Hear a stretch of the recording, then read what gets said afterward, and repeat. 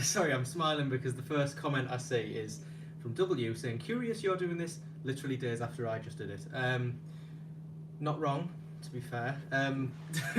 Bit impromptu. Yeah, I thought I'd copy you, do exactly the same thing. Hello, everybody. I hope you are all doing well. I'm going to quickly set things up on my phone so we know where we're at. I'm in no rush. I'll be honest, I want this to be nice and chill. Where am I at? I like to have the stream up on my phone just so I can see that everything is working okay. It is indeed. Lovely. Right. Couple of things to note. I've dressed up on my top half. Bottom half, I'm still wearing pyjama bottoms, so when I jump up to actually get the films, you'll take note of that. I've mentioned that as well because I just have to turn my iPad on charge so it doesn't run out halfway through. Lovely. Do you know it's been ages since I've done a live stream? I don't like the pressure. So, I sort of wanted to do a live stream just because I missed doing them, but I always need stuff to talk about because I'm not someone who can just sit and talk about nothing. So I thought, I counted my movies the other day. I'm just short of 300 films, and I thought, what better way to do it than rather than film a video and have to edit it like film by film by film by film, which would just be a ridiculous way to do it. I thought I'd just do it live. We'll have some music. We'll just go at a leisurely pace. I've got a couple of hours to kill, so I'm in absolutely no rush whatsoever. We'll stop for some chat if people want to drop some comments in. If not, if you just want to drop in and out, then that's absolutely fine as well. Right, I'm going to crack my drink open, I think. Apparently we've got 3 people waiting. I've absolutely no idea how this is going to go. This might literally be me sat talking to myself for 2 hours or however long it's going to be. That's absolutely fine. I'm just thinking about the best way to do this. I've got them all laid out. I haven't got like walls and walls and walls of films. I've just got a cabinet here. I might have to pull chunks out at a time just to stop me sort of going back and forward. They're roughly in alphabetical order, so if you're waiting to see something in particular, you'll know roughly when it's coming up. I say roughly because I know there's always bits I'm swapping around and I've probably got stuff wrong somewhere. But I think we should crack on. I'm going to put some music on. I wanted something nice and soft and gentle and happy, so I've gone for a George Harrison album. Where is it? It should be coming through my soundbar. This is an interesting setup. I've not used this before.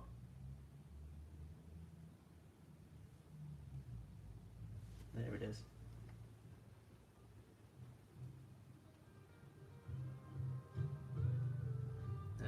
Smooth.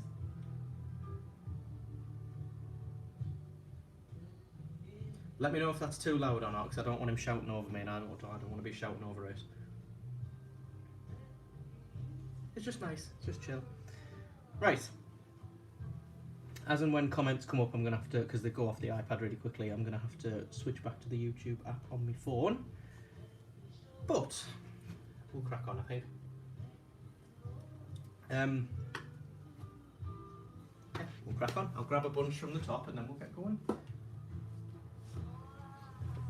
So, working in alphabetical order, we're actually starting with quite a lot of 88 films releases. And the first of which is Lamberto Bava's A Blade in the Dark, which was from 1983. It's a film I wanted to like more than I did. Just a quick note as well, I've actually seen most of these, which is another reason I wanted to do this, because now I can actually talk a little bit about the films. Yeah, Lamberto Bava, I think, has done some really underrated stuff. I think particularly, where is it in here? Where actually is it here? Delirium from 1987. I think that's a really underrated film, and this is one I'd always wanted to get hold of. I think my dad actually got me this for Christmas, and I'll take them over to his house and we'll watch them. And it's a film that, as much as I like Lamberto Bava and I like sort of slow-paced giallo thriller, it just felt a little bit off. I don't know why. It seemed to get better as the film went on. I think the end of the film was genuinely quite creepy. But no, at the start it just seems to be a lot of people going and coming and you don't really know who's who. But it's not a bad film by any means. It was 1983, so he'd done a couple of films before this, I believe. It was just before he did Demons, wasn't it? Because that was 85. But yeah, that's the 88 films release of that. The alternate artwork, I say alternate, it's like the same, just with the Italian title. La Casa is something, so I'm assuming it was called something different in Italy. The House of something, I don't speak Italian. But that is number 6 in the Italian collection from 88 Films, A Blade in the Dark. It's a so-so start, it's a fine film for what it is. Assuming that to one side. The next one we have is an Arrow release, and it is The Abominable Dr. Phibes. This is one of the earliest films I remember being shown. It's one that my dad showed me when I was quite young, because it's not full-on horror. It's got sort of it's Vincent Price, you know. It's got that sort of theatre of blood, tongue-in-cheek sort of vibe to it. Still genuinely quite nasty. It's about this man here, Dr. Phibes, Anton Phibes, I think his name is, whose wife died under the knife in the operating theatre, and he's then going round the surgeons he considers responsible and killing them off in ways that are inspired by the plagues, I believe. So it's like locusts and blood and things like that. I'm going to turn that off because that's gone really quiet. Yeah, really good film. It sort of balances horror and comedy really well, which is difficult to do.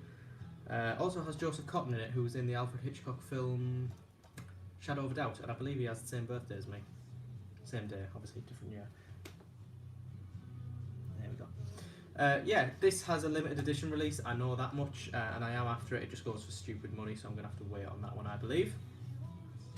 That's the, well, I say original artwork. I hadn't seen that artwork until I bought this. I don't know if that's the original UK poster. The circle says, "The authorities will not permit this face to be shown on advertisements." I can't remember what happened to him. He's also, is he burned or something? I know his skin's all a bit nasty. Just one disc in this one, and the... Is this the newly commissioned artwork, I want to say? Because I actually... Oh no, that's original artwork as well. Love means never having to say you're ugly. Classic tagline. Also has quite a nice book in this one as well. And a postcard for Pulp with Michael Caine. Yeah, I like the ones that come with little booklets. I've come to come round to reading these. They are quite interesting. So yeah, great film if you haven't seen it. I know this has a better release, but I am on it like a carb on it. Yeah, good film. Next one, we're back to 88 Films. This is the first of the video nasties on this video, and it is Absurd, which is directed by Joe D'Amato, whose real name I cannot remember for the life of me. See, now that's got really loud again. Yeah, sort of pseudo sequel to a film that's coming up in a bit. I can see it there. 1981. It's sort of a rip-off of Halloween in a way. It's certainly just, it's not a giallo by any means. It's more of a slasher film. There's experiments going on this guy played by George Eastman, who can regenerate his body parts or heal himself very, very quickly, and he's very strong and very powerful. And he escapes in this little regional town in Italy and is pursued by a priest, because that makes sense. Yeah, quite a nasty film, quite a gory one. I can kind of understand why this was on the video nasties list. Quite bad pacing in this film. It does get very slow at times, but quite enjoyable if you're in the right mood for that sort of thing. I'd take the other film over this one, but we'll talk about that one when we get to it. This one has, speaking of the video nasties, Sleazy Does It, the video nasties by Callum Waddell, whose name will probably come across quite a lot. Just a booklet going over the prosecuted films and the whole video nasties scandal, which is nice. And then we've also got the alternate artwork, Rosso Sang, which is the original Italian title, I believe. So yeah, another quite good film. Next up, oh, I only saw this one recently. This I did get for Christmas. This is Enigma by Lucio Fulci. Sticking with 88 Films again, this is 1987. It's number 23 in the Italian Films collection. What to say about this one? It's weird. Fulci's a strange one because while he's certainly dipped off, there is still quite a lot to be said about his later films being quite enjoyable for what they are, and this is one of those. It's not great, especially when you compare it with the likes of, you know, the Gates of Hell trilogy and Zombie Flesh Eaters, which came a decade or so earlier.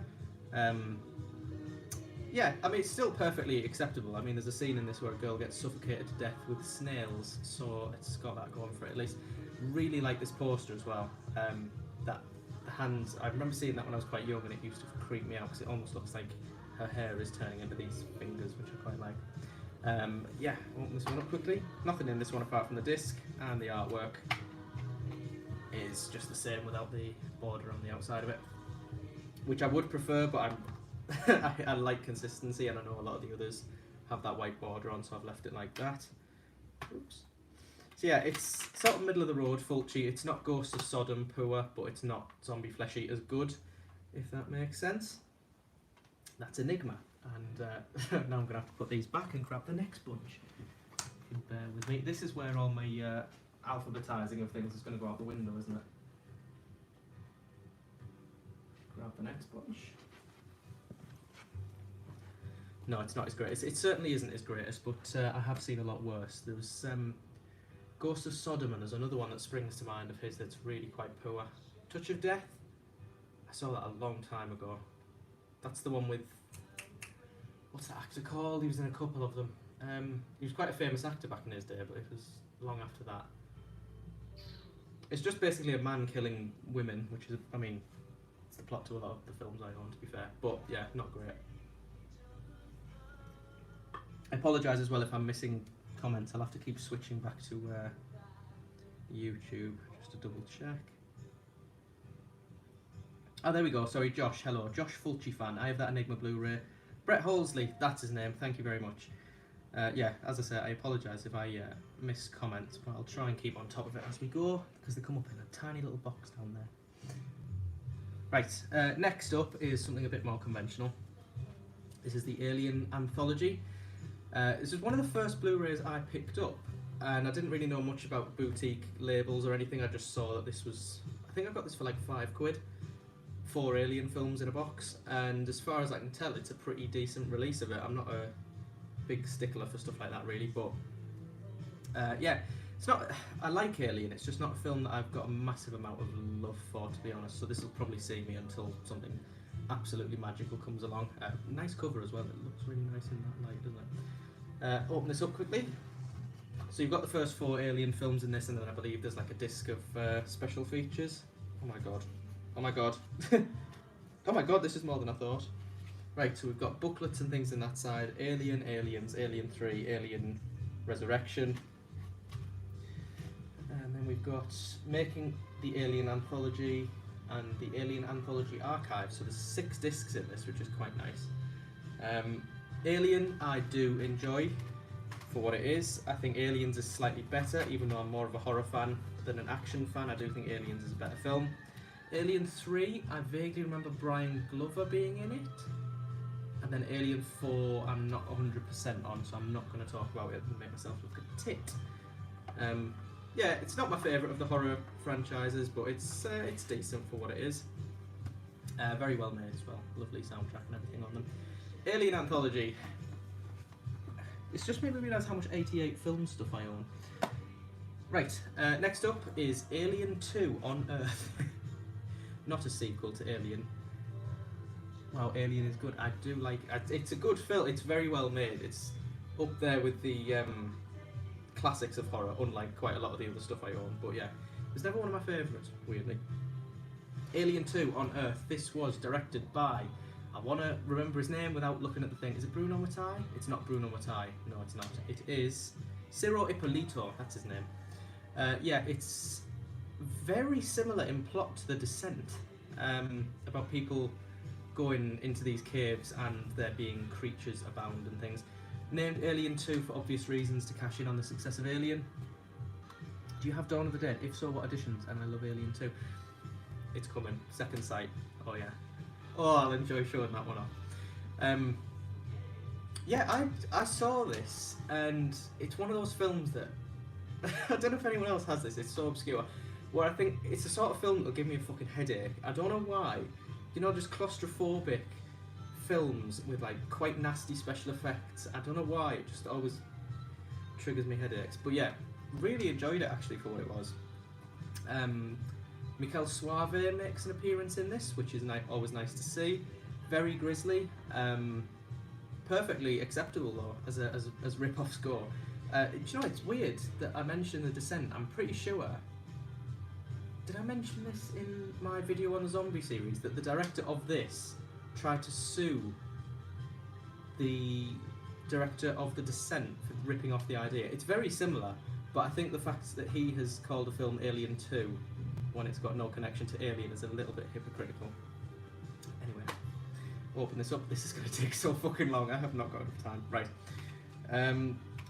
Other side we have the original poster, Alien 2 Sulla Terra, which I'm assuming means on Earth or in Earth in Italian. I like 88 films. It's just they're one of those sort of middle of the road release companies with me, because a lot of the times the films look absolutely fantastic, the packaging's lovely, but then you look at the bonus features and I mean that's quite generous, I think, because there is a lot on there. Sometimes though the special effects do sort of include a lot of, you know, surround sound, soundtrack and trailers and things like that, which is nice to have, but it's you can always find a lot more on other releases, I think. Alien 2. Next up is Alien Abduction, which is I just bought the vanilla second sight 4K Dawn today. I have the better 4K set. I like to double dip. Do you know the amount of people who double dipped on that set? You are not the only one. Do you know, bizarrely as well, I think I prefer the artwork on the, it's not a standard edition, is it? It's, you know, the one you've got, because I think the red looks a lot nicer than the green, the green writing of the title. But yeah, I'm so happy with that set. It's lovely. Yeah, found footage film. It's fine. You know, I was trying to think of how to describe it, because it's one of those that, you know, it's a found footage film about alien abductions. It's a little bit like the McPherson tape, only well, much more modern than the McPherson tape. Alien abduction films rather, always seem to freak me out, and I don't know whether it's because I saw the McPherson tape when I was really young. But I mean, it's low budget, but it's effective for what it does. It's got some good jump moments in it. It's one of those that you look on IMDb and all the reviews are quite poor, but if you're in the mood for something that just does its thing and you don't have to think too much into, then this is quite a nice little film. Very basic set, to be frank. It's just the disc in there. And then we have the first of the Shameless releases, which is All the Colours of the Dark, which is said to be one of Sergio Martino's better gialli. It's been a while since I've seen it, but I do remember enjoying it. If it's the one I'm thinking of, it's got a cult in it, hasn't it? And the, well, I don't know where I'm getting that idea from, but yeah, vaguely remember this being really good, although all of Sergio Martino's gialli are. Shameless are a label that, again, I'm a little bit iffy with. Sometimes the transfers aren't great, sometimes it does feel a little bit cheap, but I mean, this looked and sounded fine from what I remember. A few little special features on the back there. I hope you can see alright. I'm using my iPad because it stands up properly, but I know the camera isn't the best.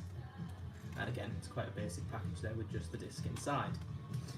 Yeah, good film. I think this has a release from Severin, which I might pick up at some point, because I get the feeling it might be slightly better than this, but we will see. Before we move on, I'm just going to double check I haven't missed any comments.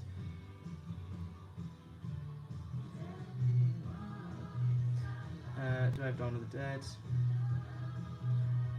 Argento and Fulci films. I'm just doing it in alphabetical order, so we'll get round to those in a bit. I'm trying to see when the next Fulci and Argento is. I can see Argento there, he's waiting.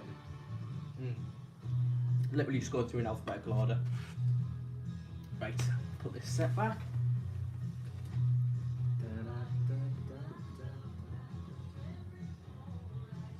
I'm going to grab these together because I'll show them off together. We're with the World of Arrow for the second time. These are the American Horror Project box sets. So happy to have these because I know these have a standard edition.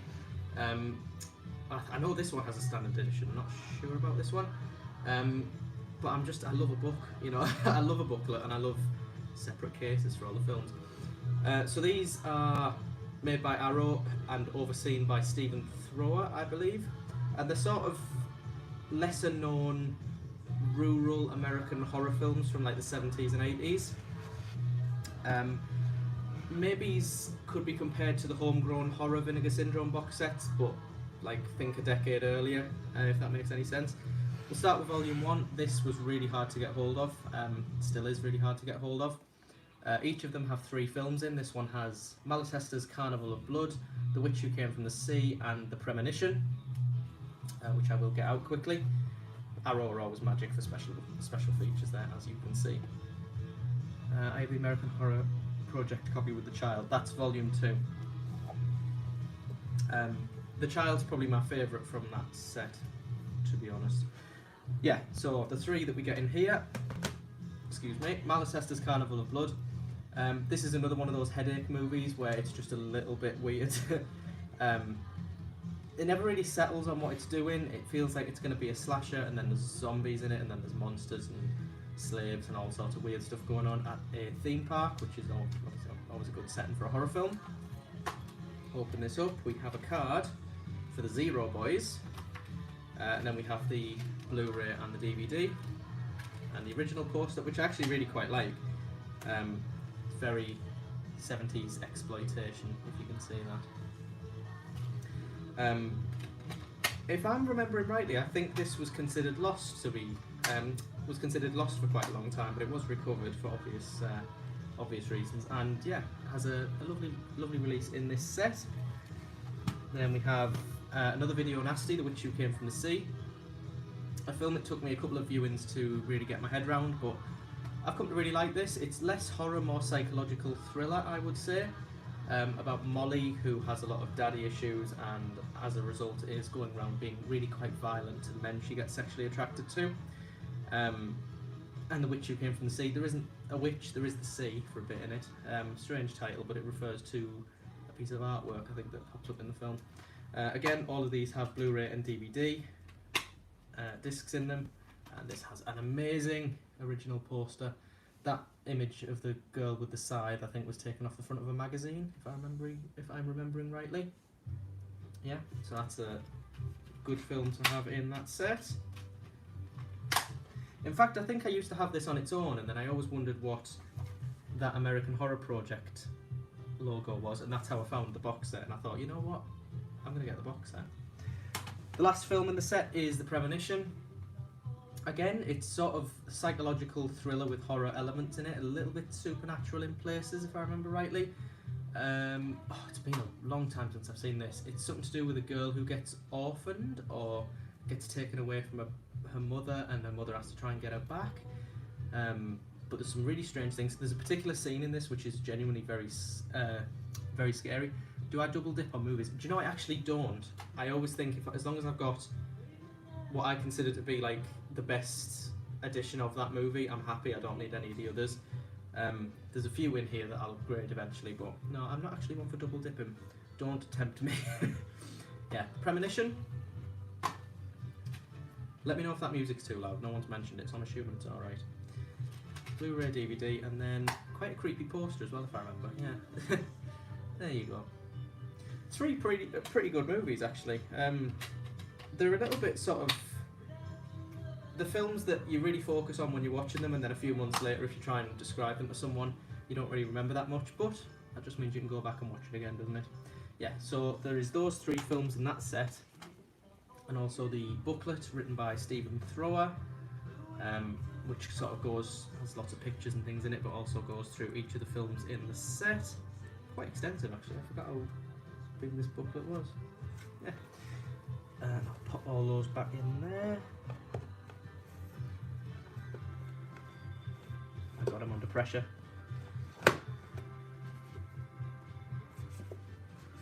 Right, and then there is Volume 2. More of the same, really, with these 3 films. This set starts with, well, I don't know what order they go in particular, but I'm just picking them out. Dream No Evil. This one has got Mark Lawrence in it, who was in one of the James Bond films. Also was in Pigs and directed Pigs, if you've ever seen that. That was on the Section 3 Video Nasties list. Struggling to remember what this one was about. I vaguely remember a girl goes to a farm. And again, daddy issues. A lot of daddy issues. There's also this guy who I think is her brother, who's a preacher, and he uses her in his act or his sermon, whatever you call it. This one, just the one disc in this one. Alternate poster is there, quite good. Although I feel like if it was released with that poster in the UK, it would have ended up on the Nasties list because they love picking films based on the poster. Next up, we've got Dark August, which is, just to mention, I absolutely love the artwork they've done on these ones. So what I'm going to do, just quickly, I've noticed it's quite dark. Oops, now it's darker. Just going to open the blinds a bit more and hopefully you'll be able to see a bit better. There we go. Now I'm a bit white. Hang on. There. That should be a little bit better. Well, yeah, now it's dark again. Yeah, Dark August, it is... A guy runs a girl down and her grandfather is then, like, after the guy who ran her down, even though it was an accident. And there's witchcraft, if I remember rightly, in this. Gets a bit supernatural. Creepy imagery as well, there's like hooded figures, as you can see there, like hovering about in the woods. Quite effective. It's not one that sticks out in my mind, I'll be absolutely honest, but I remember it being fine for what it was. So that's Dark August. And then we have probably my favourite film of this set, as you've mentioned before, The Child. This was on the Section 3 Video Nasties list. It was directed by Robert Voskanian, I think his name was, and distributed by Harry Novak, infamous distributor of Video Nasties. Yeah, this is a batshit movie. This is about a babysitter who's brought in to look after a girl. What's her name? Evelyn or something, is it? And she's bitter about her mother's death, and she goes to the graveyard every night and conjures up zombies who eat people, and it turns into a bit of a zombie film at the end. Very atmospheric, very thick 70s exploitation, fog machines, bloody sort of film. Headache movie, I'm going to use that as a phrase now. Yeah, really enjoy this one actually, it's probably my favourite of that set. And then again we get another book by Stephen Thrower covering all of the films, and it's very extensive and probably better than any of these films deserve. It's one of the things I love about the boutique labels is they often give films that probably don't deserve a good release. Put that in there, pop these back, and then we'll double check for comments. We're literally not even out of the first section of my shelving unit. I might have to do this in 2 parts, we'll see. Double check for comments quickly and have a drink. Come on, Face ID, work for me. Where are we at? No, I don't double dip horror movies. I can tell you're into the same titles and editions as I'm into. Make sure you check out my latest horror movie merchandise collection video done the other night. I will certainly do that. Josh Fulci fan. Yeah, there we go, all caught up. Lovely. Right, next batch. I'll grab quite a big clump this time. Next up is, I have a collection of the original DPP39 and Section 3 VHS. That's incredibly cool. I love the Video Nasties. It's one of the things that got me into collecting horror. So I'm always on the lookout for Video Nasties getting releases because I love them. Section 3 as well. The Amityville Horror. Yeah, going back to sort of classic horror films. Now, this is a film I have a really love-hate relationship with because I don't know why. I'll go into this film and I'll either really enjoy it or really not like it. I watched this yesterday with, what other film did I watch it with? Psycho. I don't know why those two. Yeah, and I absolutely loved this yesterday. I thought it was fantastic. The time before that, I really didn't like it, and I don't know why. It just polarises me for some reason. As far as ghost stories go, I mean, I feel like most people know what the story of the Amityville Horror is. Very atmospheric, very creepy. Slow burn, it's about 2 hours long, and it does take a while to get going, but acting wise, production wise, it's absolutely fantastic. Rod Steiger in particular is fantastic in his performance in this film. This is from Second Sight, and yeah, it's just a basic package, just the disc. Lovely. And we're back to 88 films.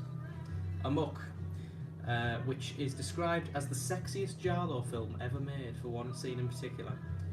My zombie flesh eaters, Vicco, strong uncut versions, VHS, and betas are my prized possessions. Do you know, zombie flesh eaters is a film that first got me into.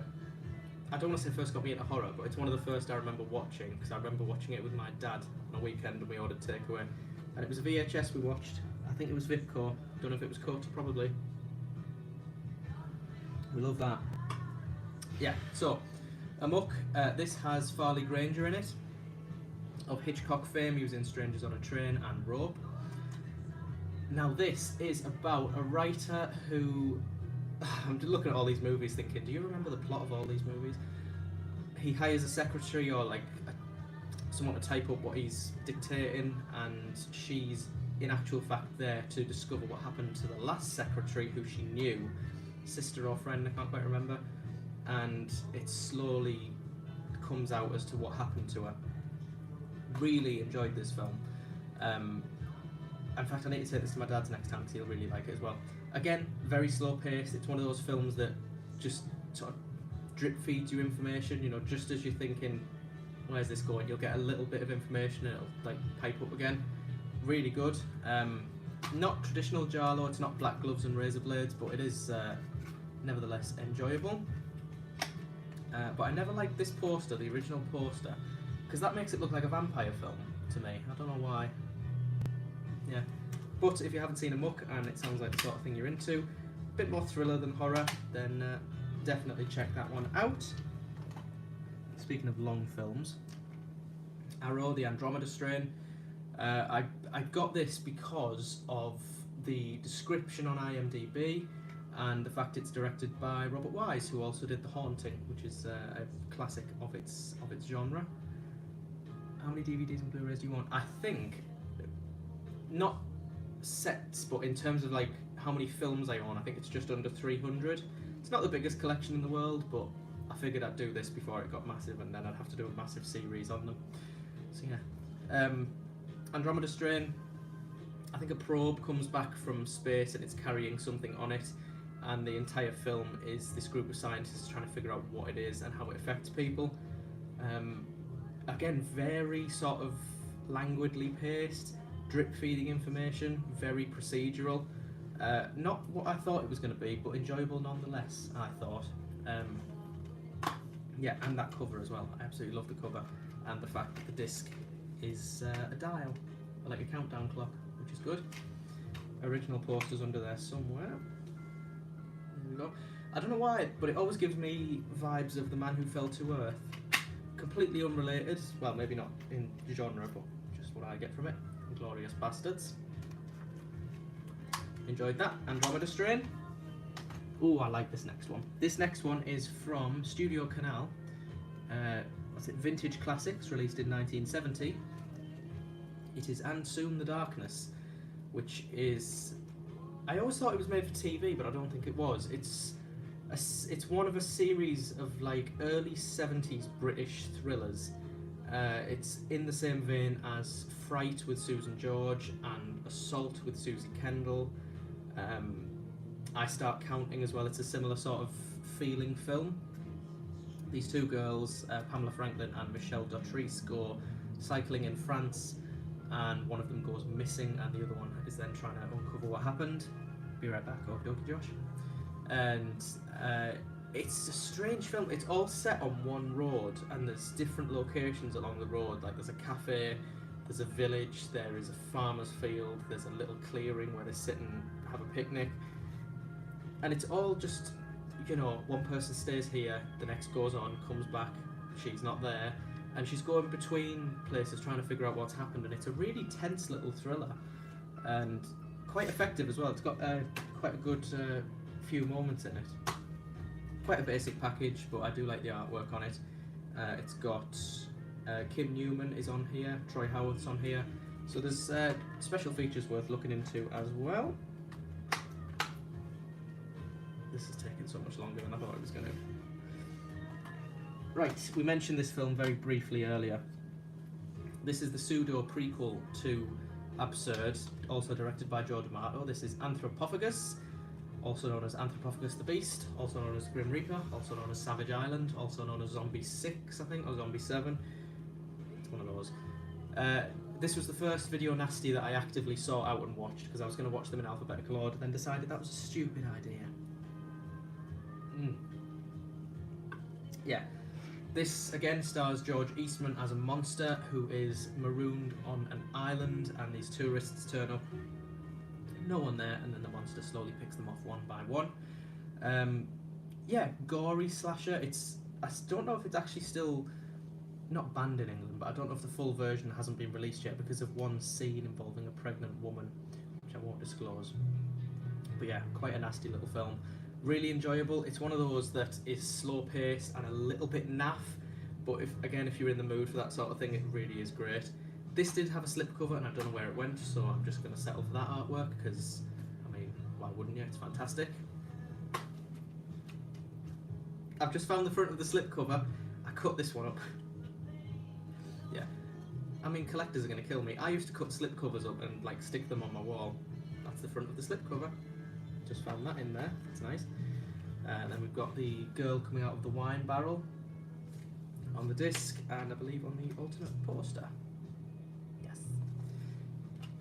Good film. Creepy, slow-paced, gory, obscure. I know I've just missed a comment, so I'm going to go back and quickly check what that is. I have so many releases of Anthropophagous, including that Blu-ray. Was not as gruesome as I thought it was. It's mainly known for the baby scene and the scene at the end where, but as a whole, it's one of those that, you know, you consider it's a 90-minute film and it's got maybe 5 gory moments in it. It's like quite a good chunk of time between each thing. It's got quite a lot of time to build up momentum and an atmosphere. I forgot I owned this. As Above, So Below. It's a found footage film about people who go exploring in the Paris catacombs, and there's shit down there they don't like, basically. I'm not massive on found footage, but this is one of my favourites. I know it's not massively popular, but it's a found footage film. It's got its share of jumpy moments, it's got its share of atmosphere, quite a weird ending as well, which I quite enjoyed. As Above, So Below, again, just a basic package, I think. Yeah, just a card and the disc. James Bond box set is great. Do you know what, James Bond? I've only seen a couple of the James Bond films, and as much as I like them, it's not something I've ever considered owning. It's mainly horror films for me. I just think horror films get such fantastic releases from boutique labels, and I love them. Oh, literally just mentioned this. This is Assault. It's another British thriller. This has got Susie Kendall in it. It's also got Tony Beckley, who was in The Italian Job. Was he in The Italian Job? Or am I thinking there's something else? Get Carter he was in. When a Stranger Calls he was in. Doctor Who he was in. Yeah, again, just a really cool British thriller. It's made by a few of the same people who did the Carry On films, which I know seems really strange, but the music especially is by Eric Rodgers, who did a lot of the Carry On soundtracks. It's my only qualm with this film is the music sometimes doesn't match what's going on, but overall it is really strong. Love this artwork. This is from Network. On the back, as you can see, special features. This feels heavy. Yeah, that'll be why. It's a thin case, but it's got a booklet in it. And on the other side, the other side has got all different posters. That Terror at London College. That is from something else. That picture of the girl's face. What is that from? Is it Eyeball?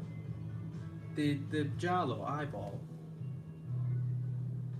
Oh, that's going to bug me, so I'm going to stop looking at it. Yeah, but that's a good film as well if no one has seen that one. That's Assault. Last one of this stack is Audition by Takashi Miike. Kind of the classic in the Japanese sort of exploitation genre, I would say. It's the one that everyone sort of points to if they want something disturbing, and it is disturbing. Yeah, it's sort of, it plays out like a romantic comedy at the start, and then all of a sudden you realise she's a fucking psychopath. Keep going, enjoying what you have. Good, I'm enjoying doing it. Yeah, really twisted little film if you haven't seen it. If you have, you know what I'm talking about.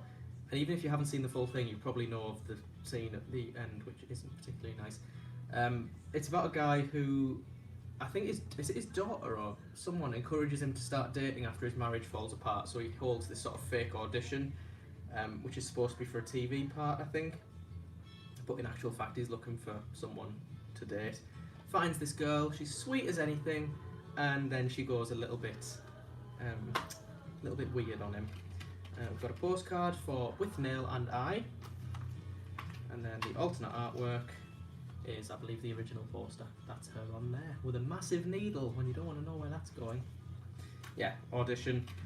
It's one of Christine at work. It's one of her favourite films. I work with someone who really likes the Japanese horror, and yeah, she's a massive fan of this. I'm gonna go and put these back, and then we'll grab the next stack.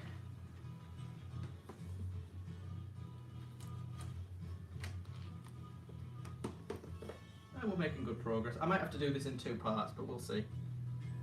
Well, this is awkward. Okay, we'll ignore that noise. Right. Tip that upside down. And we'll tip that upside down, then we're going in order.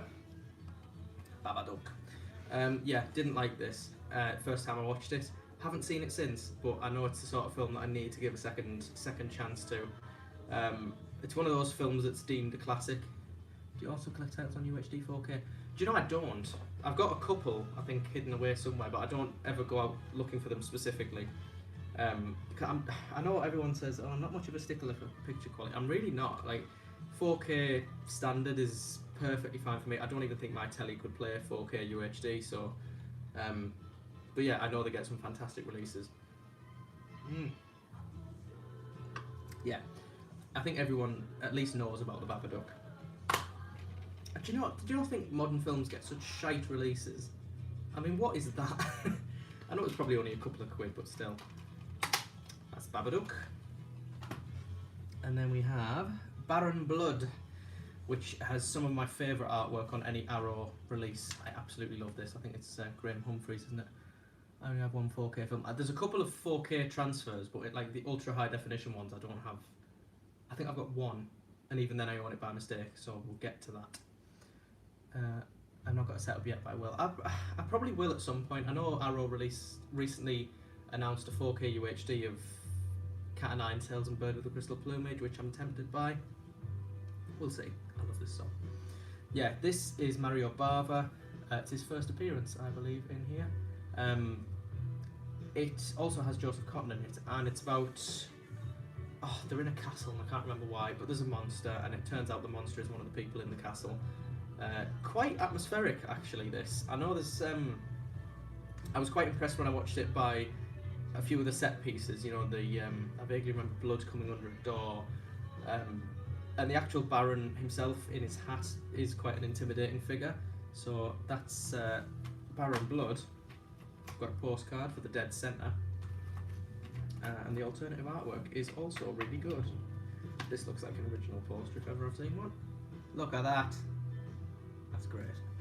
Yeah. If you're a fan of Italian exploitation, enjoy that. As a collector, I am shocked and appalled. I don't know what that's in reference to, but Jack, I honestly couldn't give a shit what you think. Next up, oh god, found footage again. The Bay. Another one I really like, and it's not one I thought I would. I just picked it up. I think I was in some Yorkshire trading company or somewhere, and you know when they've got 5 Blu-rays for 3 quid or something ridiculous like that. This was one of them, and I thought, you know what, fuck it, it's only like 80 pence, I might as well pick it up. And it turns out it's one of the more respectable found footage movies. It's about a bay which gets... There's like these parasitic things living in the water, and it's sort of a docudrama. Part of it's told as a family outing VHS style. Some of it is told through news broadcasts and things like that. Really quite a nasty little film. Political as well in its way. And it's made by some people who are involved in Insidious and Sinister, apparently. Slipcover with the same thing on. We love that. And again, it's a modern film in it, so it's going to have a bit of a boring release. I know you're going to laugh as I try and get this fucking slipcover back on. Yeah, there we go. We love that one. Next up is Mario Bava again. This is A Bay of Blood. On the original Video Nasties list, also known as Bloodbath, also known as Twitch of the Death Nerve, which is the best title anything has ever had, ever. I live in Australia, but I do like British releases. They have a great artwork most of the time, and releases too. There's Indicator, Powerhouse Films. I mention them because they're coming up next. They have got some fucking great releases, which we'll get to. Second Sight as well, great. Yeah, this is probably the most convoluted Giallo that was ever made. No, I regret saying that, but it is quite convoluted. It's very much an inspiration of the Friday the 13th series. In fact, I think in part 2 there is a death which directly mirrors something that happens in this. It's about some people who go to this bay to collect inheritance, I believe, and some people are wanting to build on it. Others aren't, others are wanting to preserve the nature. And it's a Giallo where, I was going to give it, is it a spoiler to say that everyone is the killer? I mean, just there's a lot of death in this one is all I'm going to say. The impaling scene, that's the one with the thing through the bed. Classic. And the machete in the face, we love that one as well. Bay of Blood. Good film. Yeah, this is the first Indicator release. Indicator's box sets, I mean, Hammer, we love that. They're coming up. The Beast Must Die. This was quite a late Amicus film, I believe, which had the gimmick of the werewolf break, where you had to guess who the werewolf was. And I mean, special features coming out of its arse, to be politically correct about it. Yeah, this is an alright film. It's a silly film. It's not something you want to take too seriously. This is the standard sort of booklet you can expect with pretty much any Indicator release if you get the limited edition ones. Really reasonably priced as well. I think I only paid like 15 quid for this. And then we have alternative artwork, which I believe was stolen from another film. And that's loads better anyway, because that's quite creepy. Yeah, Amicus are a strange one, aren't they? It's not an anthology film, it's like a full feature-length film, but it just has that strange gimmick in it where the film stops for however long to let you think. Very William Castle of them. Next up, The Beast Within. This is quite a nasty film where a man turns into a cicada. I swear to God, I was trying to actually think of the plot, and then my brain went, no, that's about right, that's as good as you're going to get. Does a woman get, like, raped by a cicada or something? I don't know, but yeah. Not a very nice film. It's like a creature feature. Really like that artwork as well, but that's a bit more stark, which is why I like that. And it's one of those films that's notorious for its special effects. It has some really grisly special effects in it. That's The Beast Within. We've got a couple of box sets coming up now. Yes, we have. First of all, we have Arrow's Between Night and Dawn, the George Romero box set. Contains the 3 films he made between Night of the Living Dead and Dawn of the Dead. Love that artwork, and it's so... I love spines that stand out on the shelf. So, in here we have... There's Always Vanilla, which has... What's her name? She's out on Night of the Living Dead. And it's like a romantic drama with hints of comedy.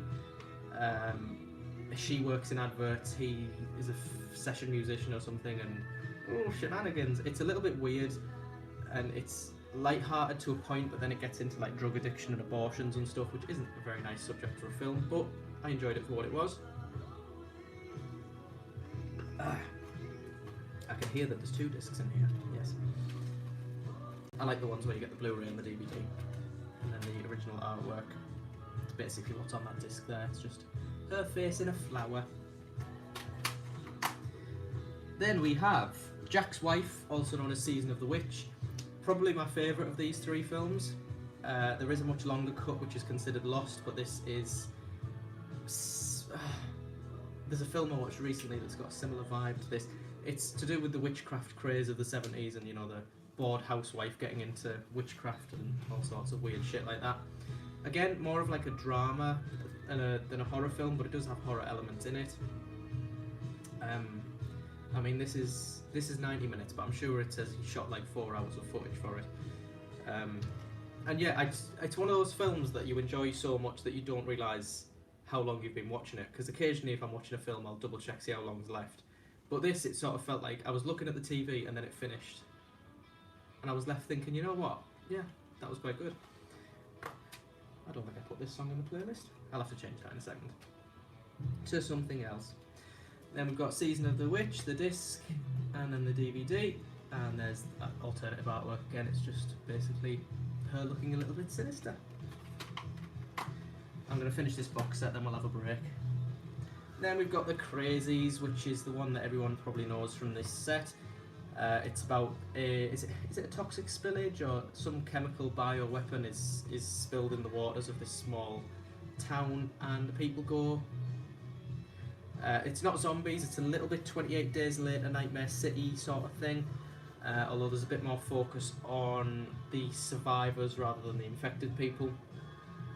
So it's not a gore fest or anything by any means. As with Romero, you'd sort of expect. It's one of those character study sort of films that just so happens to be set in a horrific environment. Remake of this is quite good as well. Hidden up there somewhere, we'll get round to it. Love this poster, that sort of stark negative effect they've got going on. And then we've got, again, the Blu-ray and the DVD. Just that you know, I have sections of Fulci Argento in my collection. Do you know what, it's the one of those, I mean, I haven't shown any Argento off yet, but you realise how much of your collection is taken up by films that were either produced or directed by Dario Argento and people like that. Because, I mean, you know, we get around to Demons and things like that. It's not an Argento film, but his name's all over it. And the same as those Lucio Fulci Presents, those sort of things. Yeah, so there's that, and then, as usual with the lovely Arrow box sets, we get a lovely book. And yeah, it's similar to the American Horror Project ones, where it'll go through each film individually with a few pictures and a little bit of information. Good read. I have read most of these actually. I've got into the habit of reading them, and they are very worthwhile if you can spare the time. I started this half an hour early, and I'm really glad I did, because I thought I'd be nearly finished by now. And we're only up to B. Check the comments and then I'll swap the music over.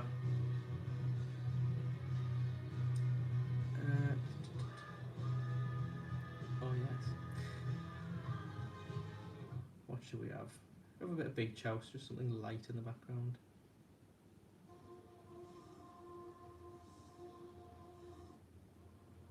There we go.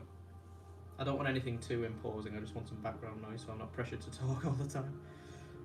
Right, there's that. Next up, we're back with Joe D'Amato with Beyond the Darkness, also known as that Buio Omega thing, which I have no idea how to pronounce.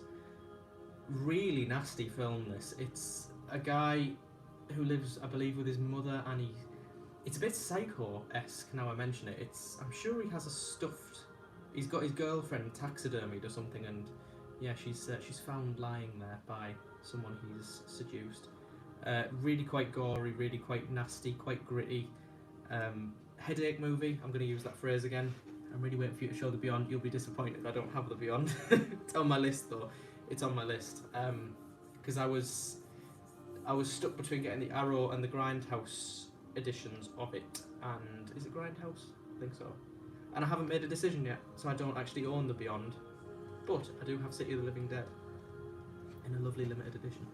Yeah, love that poster. British Censorship of Joe D'Amato is the little booklet that's in here. That's by Adrian Smith. And there's that Buia Omega title. And then we get to the first of the limited edition Arrow releases. After I've had a drink. With Beyond the Door. This is a very sexy set. It's directed by, what is his name? He did Madhouse, and I know that because that was on the Video Nasties list. I nearly said Rizzo Talani, but he did the music for Madhouse. A video something? A Sontes? That's a complete guess. This is essentially an Italian rip-off of The Exorcist that has Richard Johnson in it. And it's silly, but it's good in the same way that Alien 2 that we mentioned earlier is good. It's if you're in the mood for that sort of silly rip-off Italian schlockiness, then yeah, well worth your time. we get a big poster in this one. Luckily the BBFC are more lenient nowadays, which is good indeed. I can sort of understand why a lot of them, not banned, but I can understand why they were problematic. But yeah, I think we've come a long way, haven't we? I've Beyond the Door, great release. It is, it's, I love that poster. It's so, I love when they've got like a warning on them of like, you do not want to know what's behind this door. Yeah, love that.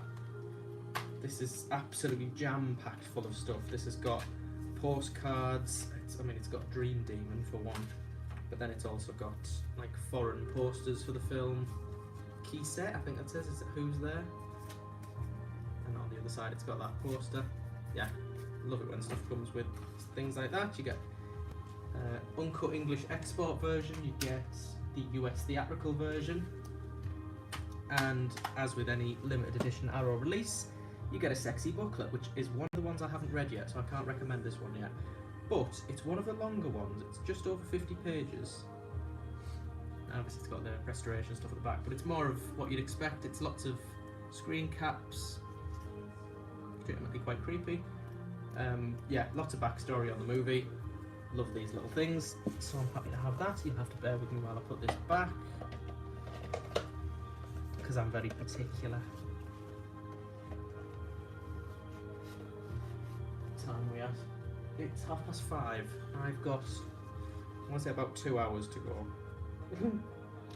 That's embarrassing. I'm gonna actually legitimately have to do a second part to this video, because we haven't even scratched the surface yet. I'm just gonna put these back and then I'll grab the next batch.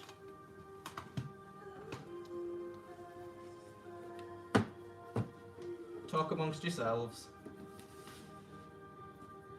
I hate doing this. Ugh.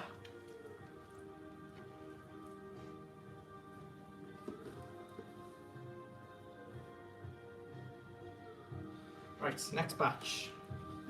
Lots of Mario Bava in this one, I see. But we're not going to start with Bava, we're going to start with Argento. This is The Bird with the Crystal Plumage, starring Susie Kendall. Recently announced a 4K UHD version of this. Essentially the same set though, other than that I believe. Really cool artwork. It's a similar setup to the Beyond the Door, so you get a big poster, you get a booklet and everything with it. I won't open the poster with every one of them because that's a bit of a faff. It's the Italian poster there. Inside we get more postcards. We get the Blu-ray and we get the DVD. And we get that artwork again inside. And we get, obviously, the poster. Really sexy book with sexy artwork. Yeah, again, another one I haven't read. I might actually read this one tonight, because I'm in the mood. I'm in a Jarlo sort of mood. Happy with that one. I actually got that reasonably priced. I got it off, I want to say eBay for about £30, which is fairly good going for a limited edition Arrow. I've just missed a comment, so I'll be with you in just a second. Do you have Don't Go in the Woods? No, I have that down on my Vinegar Syndrome list to get. I haven't got many Vinegar Syndrome, but that is one of the ones I want. You have a really fun stream. If you keep doing them, I'll recommend them to my other YouTube collector friends. Thank you very much. I used to do them quite a lot, but I always found myself with nothing to talk about, and now I've got all these films to talk about. I suddenly thought, you know what, it's time for a live stream, so we're doing it, and I'm getting through that can of Coke really quickly. The Black Cat. This is Fulci. This has Dagmar Lysander in it. This has, what's his name? I'm gonna have to look it up. David Warbeck in it. This has Patrick McGee in it. It's a loose retelling of The Black Cat by Edgar Allan Poe. It's got Fulci flair in it. It's got a few gory moments. It's got some good atmosphere. Particularly the part where a couple get locked in, I don't know what they're locked in. It's like they get locked in a room anyway. That's quite a tense little scene. Love that artwork as well.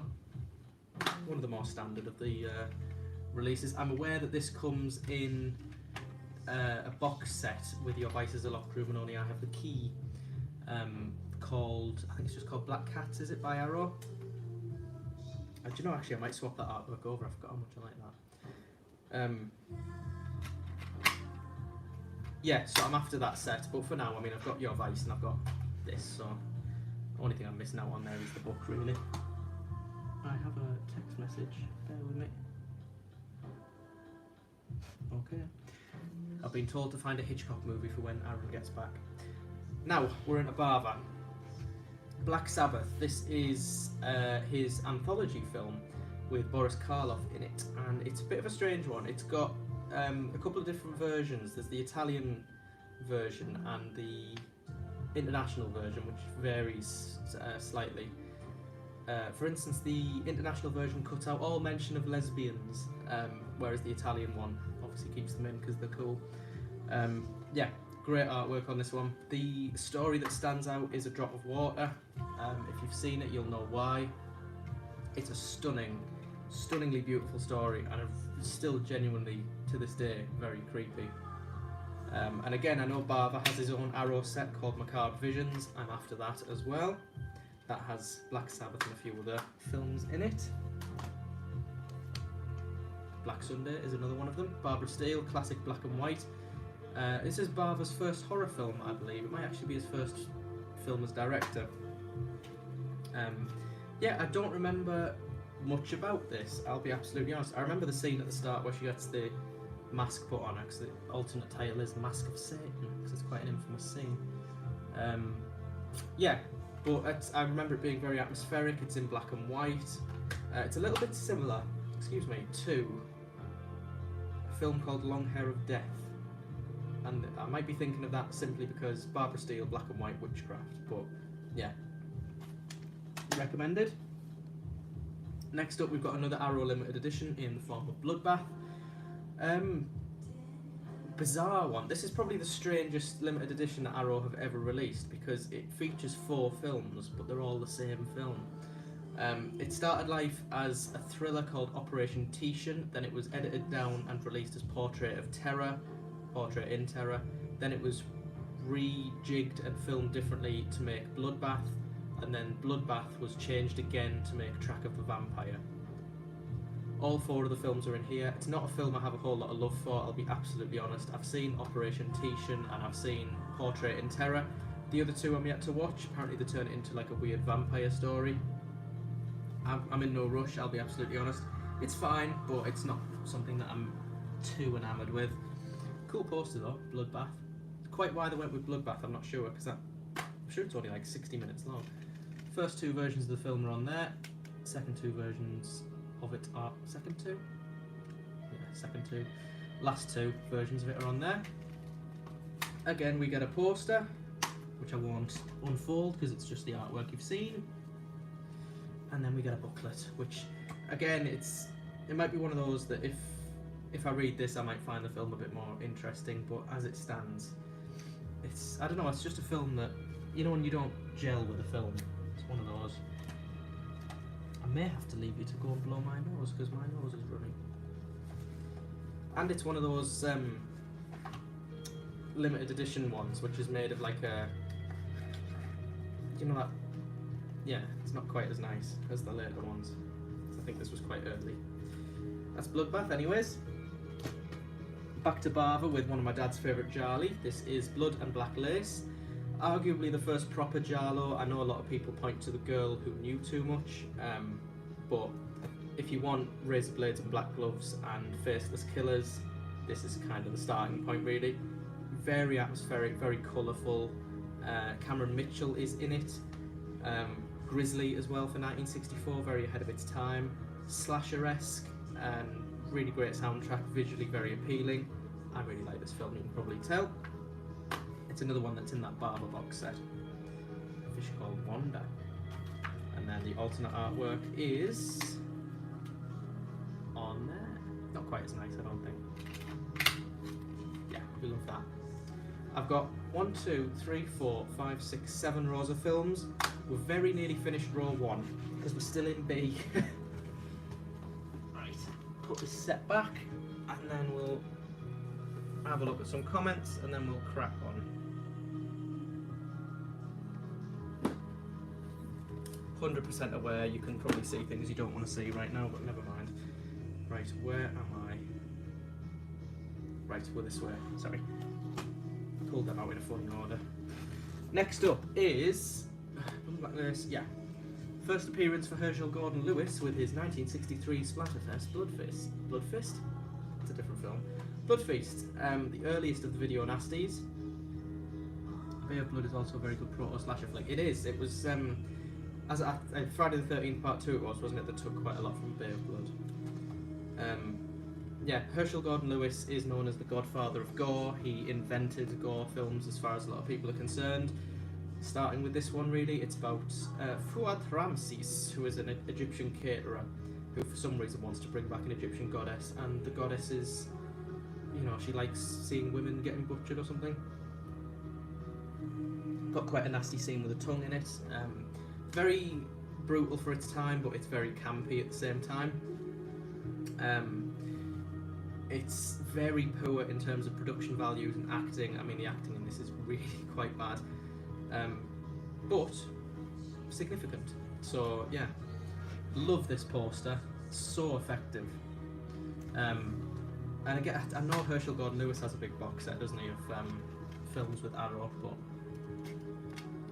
yeah, it's... Oh my god, I hate it when they do that. Yeah, it's not a set I'm in a massive rush to pick up, because I'm not the biggest fan of Herschel Gordon Lewis. As much as I appreciate him for his contributions to the genre, it's just not something I find myself watching very often. Then the alternative artwork. I just remembered I didn't even check the comments, I'll do that now. Alternative artwork might be slightly better than that. Oh, I don't know. I'll sort that later. Quickly close that up before it decides to break again. Where am I at? We're on that one. Right, read some comments. Where they find the rotting couple. Yes, that's Black Cat, isn't it? Love me some Bava. Indeed, the impalement scene through the bed. I have to get the Arrow Blu-rays of Herschel Gordon Lewis's films. I have a different USA press release. Yeah, it's the thing with Herschel Gordon Lewis is I'm eager to own the films, but they're not films I watch a lot because they are quite poor. As much as they were influential, they are quite poor. Right, next up we have Blood Rage, which is a very late 80s slasher film, which involves, it's a Thanksgiving dinner, there's something about a twin who's been locked up for being a psychopath. Is it the twin? Is it the brother? I don't know. It's one of those sort of middle of the road slasher films, really. Special effects are very good in it, I can tell you that. There's a particular scene where someone gets cut completely in half, which I enjoyed very much. Quite good special features on this one as well. And here we have, yeah, as again, I think this has a limited edition release as well, but I can't quite remember. Blood Rage and Blood Rage. And the alternative artwork is pretty similar, if I remember rightly. Yeah, I just don't really like how the killer looks in that, so I've left it as the original. Yeah. Yeah, it's a film that was recommended to me on YouTube, and I watched it, and I sort of felt a bit indifferent. You know, it's not. I'm in no rush to watch it again, but I didn't hate it. It's sort of one of those. I bought Blood Rage recently. Have taken the time to see it. Has the uncut VHS print in it? Yes, because isn't that called Nightmare at Shadow Woods? Brand new 2K restoration of the hard home video version, transferred from the camera negative and featuring the original title card Slasher. Oh. I'm sure this was also called Nightmare at Shadow Woods. I don't know. But yeah, that's Blood Rage. I'm genuinely starting to think, where do I stop? We'll crack on for now, see where we get to. The mother in that film thinks she's in another film, overly dramatic acting. Yeah, it's funny we mention the acting in Herschel Gordon Lewis's films and then we get to Blood Rage, because yeah, it's not a whole deal better in her case. Next up, The Bloodstained Butterfly. It's a giallo as much as it is a courtroom drama. It's got Helmut Berger is in it, I believe. Bear with me. I thought he was. I'm sure he is. Anyway. Oh god, it's been a while, and all the giallos in my mind seem to rush into one. I vaguely remember someone getting killed in a park, and it getting pinned on the wrong person, and that person has to prove their innocence. Is it something like that? It's a little bit Hitchcockian in that sense, because it's, you know, sort of the innocent man getting wrongly accused. But I remember enjoying it. I can't remember plot details. Really cool artwork. Not one of the better known of Arrow's releases. I didn't know they'd released this. We get a nice booklet with this one with some cool artwork on it. Trying to show you stuff there. I mean, she looks like she's been murdered in a park, so it can't be far wrong. Again, we get the Blu-ray and the DVD. And that's got that artwork on it. Really strange artwork, considering how sort of gritty and 70s exploitation that looks. And then you've got this weirdly beautiful, almost Phenomena-esque artwork. Yeah, so that's a recommendation if you like your Jarly. That's Bloodstained Butterfly. From the bizarre mind of Jess Franco, coming up next, we have Severin's release of Bloody Moon. Another one of the video nasties, I believe, purely for the scene in which a woman's head gets cut off with a concrete saw. Hey Ben, nice to see you back on here, mate. Giving some great ideas for horror films to get. You're very welcome, Chris, and thank you very much. Yeah, and I mean that cover, I'm pretty sure that's the cover that was used on the VHS, and that's going to draw some attention. It's shite. It's it's shite in the traditional sense of it being poorly made, but in terms of it being a fun film to watch, yeah, it's proper guilty pleasure Jess Franco stuff. I don't actually think I own any other Jess Franco films. This is the only one I own, I think. Yeah, I'm going to say that. Also known, I think, this was released in Germany as The Saw of Death, which is a slightly over-the-top title considering the saw gets used once. I have my own Aussie VHS of Bloody Moon. Do you know, I'd love to collect VHS tapes. The only problem is that they take up too much space, and I know that they're not much bigger than these, but I do love the look of the VHS spines because they're so thick. It's kind of why I like the limited edition box sets, because they look like VHS. Open this up, quite a basic package on this one, just the disc. But yeah, it's perfectly enjoyable if you're into your sort of campy slasher films, and if you need another reason to watch it. A woman gets a knife through her back and it comes out through her tit, which is always a recommendation. Now we get to an indicator box set, which is possibly, let me look before I say this, I'm not going to say it's my favourite box set I own, but it's definitely top 5 box sets that I own. Top 5 anything in here. This is Bloody Terror, a collection of Norman J. Warren's films from 1976 to 1987, I believe. If we collect VHS spine Blu-rays, they do those sometimes. Don't tempt me, my bank account's empty enough as it is. Yeah, Norman J. Warren was a British filmmaker who he started out making sort of campy sex films, but then moved into his own independent thing, whereby he made some really cool little low-budget British horror films. If you're interested, I made a 45-minute documentary on him over lockdown, and yeah, I mean, it sounds awful to say, but he passed away 2 weeks after I made it, so did I curse him? I don't know. But yeah, really, really worthwhile checking out. Who that film? That piece of artwork's from Terror, which is one of the films in here. So yeah, special features, very special features, they're absolutely fantastic. I'm open to any stylish release. I'm pretty much, yeah, even if the film isn't great, I'm up there for the release of it. So, let's have a look what's in here. We'll start with the films. First film released in '76 was Satan's Slave. Candice Glendenning's in this, Michael Gough is in this. It's a girl goes to stay with her uncle and then slowly discovers there's some weird culty things going on. Quite strong. A lot of a lot of Norman J. Warren's films were really quite strong for the time, and it's because obviously he was doing it independently, so he didn't necessarily have to please any distributors, which maybe was his downfall. Satan's Slave, really good film. A lot of people's favourite is his next one, Prey, which is like an alien story where an alien lands on Earth, takes the appearance of a human, and then tries to mingle in with this lesbian couple. Very slow burn. It's like shot over 10 days, I think. Really worthwhile, though. It's a really interesting film. Can't think of anything else quite like it in terms of its tone. Yes, that's interesting. That's Prey. Then we've got Terror, which is the cover on the front. Glynis Barber gets her first film role in this. She went on to be quite a successful TV actress. Peter Mayhew is in this, who played Chewbacca, very briefly.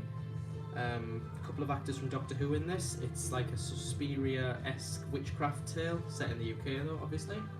Spin all these the right way around. Really good one. Probably, if you're going to watch a Norman J. Warren film, I'd recommend this one first, because it's the most fun to watch. A couple of them have got quite serious tones, but this is good middle of the road in terms of its tone. Probably the most infamous is Inseminoid. This is Judy Geeson and Stephanie Beacham doing what a lot of people consider to be an Alien rip-off, but it was apparently written before Alien was released, so there is that. It's some archaeologists or something on a far-off planet. Judy Geeson gets violated by an alien, to put it politely, and then births some babies, and she's not exactly the same afterwards, so that's Inseminoid. Last film in the set is a bit of a weird one. Bloody New Year. Bit of an Evil Dead vibe to this one. It's some friends end up staying at an old isolated hotel which is in a bit of a time loop, and there's scary shit happening all over the place. Really, production value wise, it's his poorest effort. This was 1987 at this point. Yeah, it's my least favourite of the films, but it's still a good film. It's still enjoyable for what it is. So there's that film. Then we get a booklet to kill all booklets, because it's endless streams of information about everything and every film in the set, and it just goes on forever and ever and ever and ever. Yeah, really fantastic stuff. That's a bit from Prey in there as well. Great booklet. That's a fantastic read. Then we get in it also some Satan's Slave postcards, which feature images from the film, including Nail File in the Eye. Where is Nail File in the Eye? Ah! Have I lost Nail File in the Eye? Oh, there he is. Nail File in the Eye. Lovely. And then we get a big poster which features Terror and Inseminoid, I think. Ooh. Something's just fallen out. Terror! Inseminoid! Upside down, I think. Yeah, that's up there with my favourite of the box sets I own. Purely because, and I know I mentioned this earlier, they're not, as much as I love them, they're not the most well-respected films ever made, and it's just really nice to see them get a proper release and a proper audience. I'm all about that, so lovely to see. Special features on this again, particularly All You Need Is Blood, which is a making of featurette of Satan's Slave, which includes about half an hour of like behind the scenes footage shot as they were making the film, with interviews with all the cast and crew. That's really interesting to see. Oh, this is hard to get back in. Yeah, there we go. We're on the right track. I just need to put the poster in. Oh my god, I actually can't get the poster in.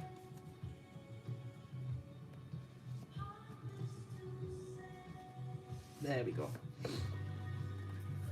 Bloody Terror. Yeah, this is the set that really made me recognise how good of a distributor Powerhouse Films were, and Indicator, so highly recommended this one. Absolutely love it. Got a few more to go and then we finished line 1. Said the crack whore. Right. Next up we've got another Lamberto Bava Giallo called Body Puzzle. This is from 1992. I will get round to reading the comments, I promise you. I heard a while back about the faulty Inseminoid disc. Yeah, I had a faulty disc, but the customer service with Indicator is fantastic. I literally...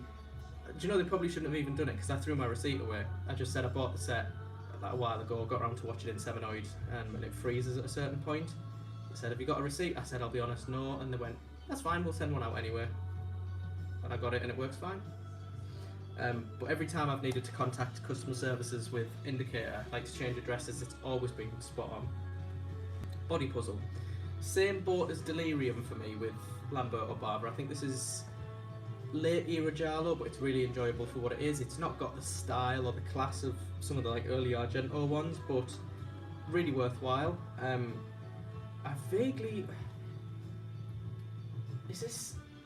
Do you know what? I'm actually getting this confused with Delirium, because I was thinking this is the one with the models, and it's not. Delirium is. Where's your Friday the 13th collection? In with the rest of the Fs. We will get there. Bear with me. inadvertently caught up in a killer's sick scheme with a mysterious murderer leaving lopped off limbs at her doorstep and taunting her from afar.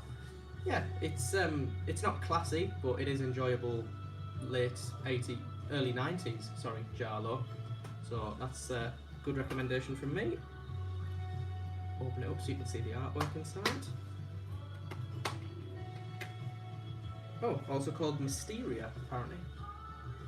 And I believe Giovanni Lombardo Radice has a small role in this. That's Body Puzzle.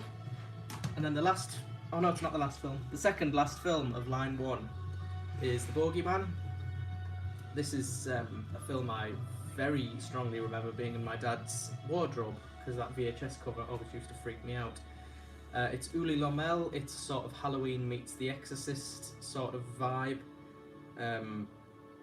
Yeah, supernatural slasher film. It's not amazing, but it's a lot better than its sequel, which is also on the Video Nasties list, I believe. It's got a couple of nasty moments in it, particularly a moment in a bathroom with some scissors. But yeah, it's fine for what it is. Again, I know I keep saying that quite a lot, but you know, it's one of those sort of stick it on in the background. It's a little bit naff, but it's enjoyable enough sort of movies. And again, there. I think is this actually the first? It is. It's the first of the Slasher Classics collection I've got. This is number 10, released in 1980. And the last film of line 1 is a little bit of a letdown. I've just seen what it is. It's The Boy. I don't hate this as much as everybody else seems to. It's not great. It's a man. Well, initially you think it's going to be about a haunted doll, and it's not about a haunted doll. Yeah, it's not great. It's sort of a little bit trite. It's a little bit silly. It's got Lauren Cohen in it out of The Walking Dead, which is a perk because she's a good actress. It's mindless sort of jump scare horror, but it's, again, if you're for that sort of thing, it's perfectly acceptable. Haven't seen the sequel yet. I've been told to avoid it like the fucking plague. And again, quite a boring release there. Should I stop when I get to C? Oh god, I've got a lot of C's. Time we at. I'll keep going until I feel like I need to stop. Let's not rush ourselves. I hope everyone's enjoying themselves. I hope you've all got a drink and a chocolate biscuit. Bear with me. Oh god. Do you know, it's one thing I hate is organising films, because I get really, really, really picky about how they sit on the shelf. That'll do. There we go. Next stack. I'm trying to sort of bring them down so you can't see. Yes, Jack, I know what it says, but this is taking longer than I thought. I must earn more money than I thought. Right. Bear with me 1 second. There's a lot of comments to catch up on. There is a problem with one of the discs not playing all the way through. Yes, that's about in Seminoid. Yes, I did replace that. Disc locks up completely, skipping chapters around 8 to 10. See, in mine it only skipped. It skipped about 15 seconds, because initially I thought it was going to be alright, and then it skipped around that time. I've heard a while back about the faulty disc, indicates the best, Friday the 13th. Still waiting for my new Arrow Demons 4K replacement disc. I mentioned earlier that I accidentally own a UHD disc. That's the reason why, is because they sent me a UHD replacement. Quite why, I don't know. I got a normal replacement as well, but I'm not complaining. Filipino Z movies. I don't own any Filipino Z movies, unfortunately. I eventually got 2 replacements. The first send a Blu-ray replacement, and later the correct 4K disc. They messed up that replacement program.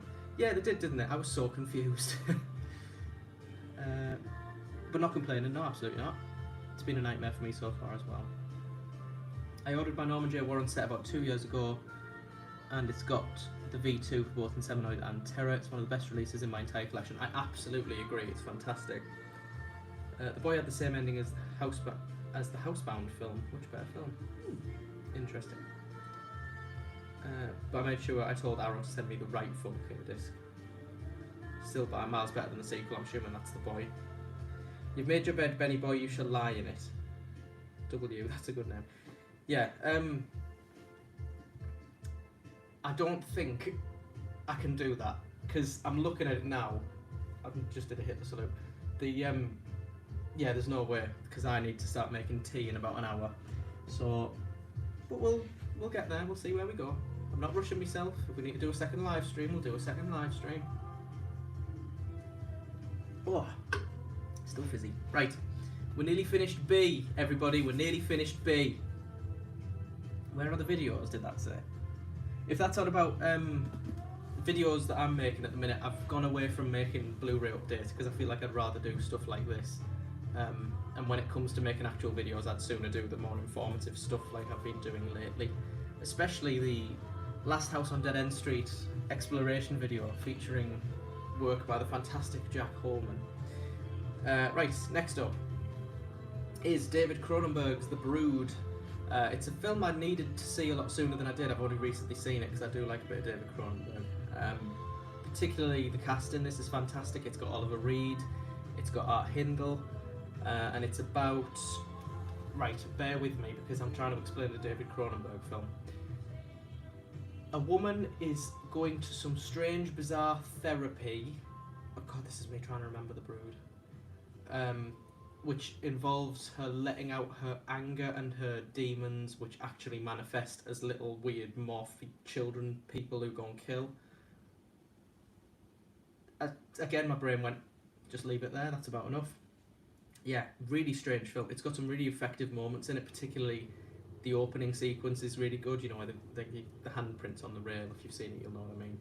Yeah, really enjoyed The Brood again. I think I got this for Christmas again off my dad, so thank you very much, Dad. I've just seen what the next one is. I've just seen it. It's Burial Ground. It's everybody's favourite shite zombie movie. Oh, I say shite, it's great, isn't it, for all the wrong reasons. Yeah, Burial Ground, also known as The Nights of Terror. Infamously schlocky zombie film. It's got no plot apart from some people turn up at a house and there's zombies there. It's very gory, it's very twisted. It's by, what's his name, Andrea Bianchi, who was apparently infamous for sort of having strange undertones in his movies. Like a child, I say a child, a man playing a child, biting off his mother's tit, is a part of this film. This is one of my favourite guilty pleasure movies because I can totally accept that it's awful on almost every level, but it's so enjoyable to watch. Actually, as well, the soundtrack and the zombies in it are genuinely quite effective. I will give it that. Open this up. Alternative artwork is on the other side. Really like this bit of the song in there. So if you haven't seen Burial Ground and you're into that sort of thing, highly recommended. Again, I think this has another release from Severin. Whether or not I picked that up, I'm not sure because I haven't weighed them up yet. And by weighed them up, I mean I haven't asked Jack which is the better one to get. Had an extremely nasty, terrifying ending. Yes, it does, doesn't it? I've just remembered what the ending is. Speaking of nasty endings, this is Buried, starring Ryan Reynolds. Reminiscent of The Vanishing in a sort of, in a way, the most famous scene from The Vanishing extended to feature length. Very claustrophobic film, very unpleasant, very well made, very well acted. It's as one would expect, really. The title gives it all away, pretty much. But yeah, I remember enjoying this one, even if it is sideways.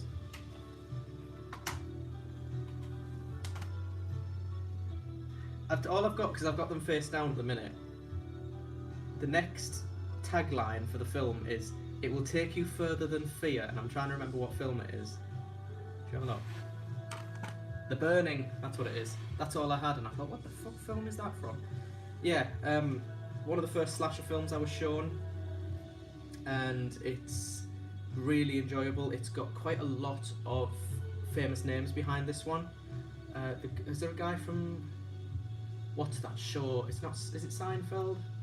Some American sitcom anyway. There's a very early appearance from one of the actors in this. As much as he's an absolute dickhead, there is a credit for Harvey Weinstein on this. It was one of the first films they ever produced. Score by Rick Wakeman, I think his name is. Yes, Rick Wakeman. Really good. I know a lot of... It's not treading any new ground or anything, but it is enjoyable for what it is. And it's arguably one of the better Blu-ray transfers that I'm aware of, because I know the VHS of this that my dad had, you couldn't see anything because it was so dark, but this brightens everything up as expected. Lovely stuff. We get a, oh, I forgot we get a booklet in this one. So we get a nice booklet, we get a postcard with it. And then we get 2 discs and the original artwork.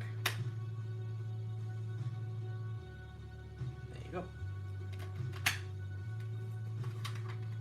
That's the burning. I also love that artwork as well, with the blood dripping into the river and then them canoeing in that most famous of scenes.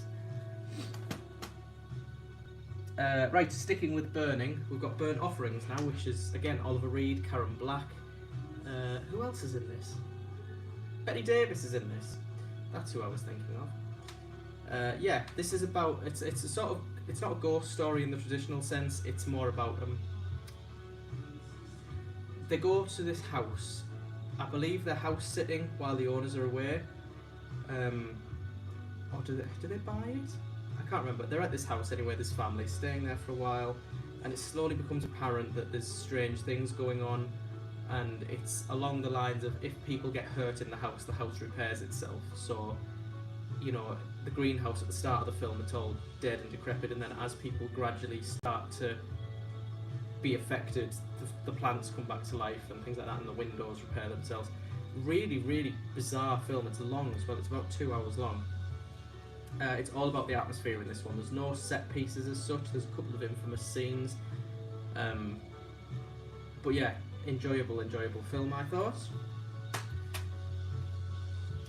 Get a nice booklet with it, and we get Another Fish Called Wanda, the sequel they never made. We've got the Blu-ray, we've got the DVD, and the original artwork, which I really hate, because it looks ridiculous. Yeah, Burgess Meredith is also in this, he gives a good performance.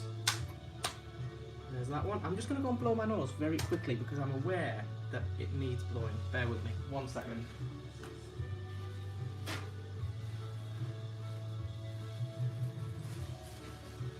As back.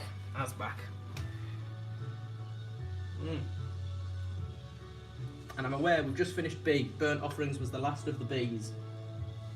So we're going to check some comments.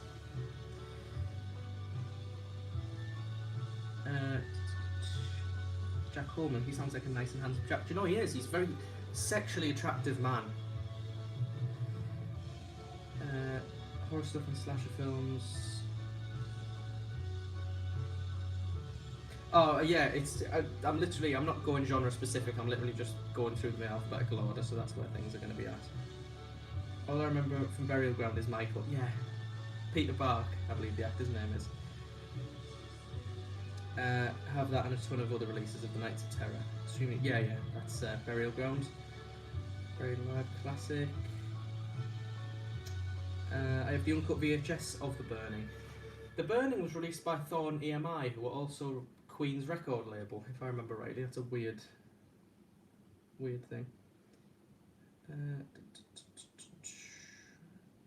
You're right, Jason Alexander. Jason Alexander from Seinfeld, that's him. Recently watched The Burning and enjoyed it. The Burning is one of the best 80s slasher films and one of the better video nasties. It's up there, isn't it? It's definitely up there with some of the stuff that's on there. I have Burnt Offerings, but I've not yet seen it. It is a really slow burn. It's not a film you want to watch if you want action, because it's very subtle, small things happening over a long period of time. Haunted Mansion with Eddie Murphy. Crap. No, The Haunted Mansion with Eddie Murphy is one of the best films ever made. I hope it's not going to be obscure stuff. It's going to be obscure. I'll make sure of that. Right. That's all that. The music has stopped for some strange reason. There we go. Start again. Right. Into the letter C. We are now feature length, people. We're 94 minutes. Okay. Right. We can do this. Cabin in the Woods. I get why people don't like this, but I personally really do like it. And I know I'm going to sound like a complete dick when I say this, but people who aren't big fans of horror don't understand this film in the same way that if you are a big fan of horror, because a lot of people seem to think it's silly and it's a bit sort of, I don't know, a bit too strange. But because it's made by people who absolutely love horror films and understand the cliches, it's really, really clever in that sense, and it's very, very funny. It's got an early appearance from Chris Hemsworth. He's in this. It's about, well, you think it's going to be at least about some people who go to a cabin in the woods and get attacked. It was advertised as a slasher film, and it very much isn't. It's very, very meta in its own little way. And again, it's quite a dull release, really, unfortunately. But yeah, I enjoyed Cabin in the Woods for what it was. Oh god, that comment's too long for me to read, and it's disappeared. I'll get to it after this batch there, Chris. Next up is one that I need to upgrade to the limited edition. This is Candyman. Recently got a remake, or a remake is in production by Jordan Peele. Quite why, I don't know, because this is absolutely perfect as politically charged horror films go. It is Tony Todd and, oh my god, what's the actress's name? What's her name? Virginia Madsen, that's it. Virginia Madsen, sorry. Yeah, I don't really want to divulge the plot of this one because it's very much a film you've got to go into without knowing much. But if you haven't seen it by now, then get it watched, because again, it's one of those classic horror films, and rightly so. Well, it's not very politically charged, but with a lot of things that are going on in the world at the moment, it's ever relevant, to put it that way. This does have a limited edition release that I do not currently own, but I will be getting around to that, fear not. There's the original poster.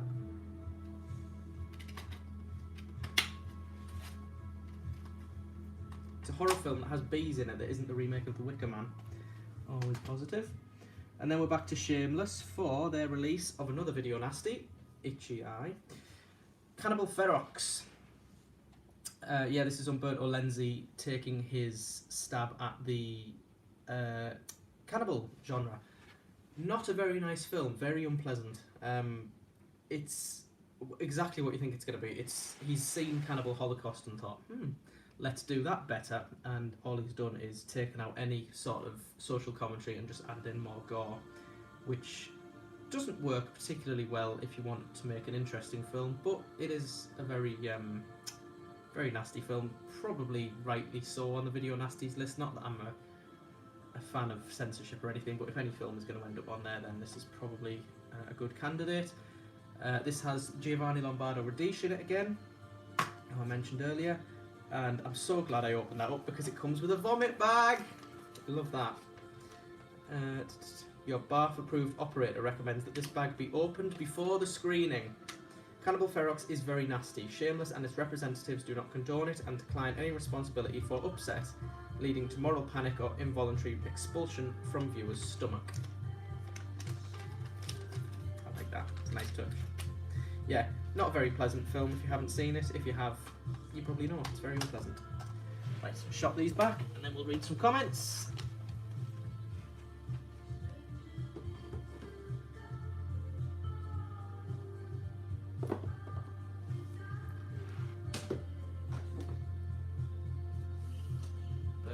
I'm still here.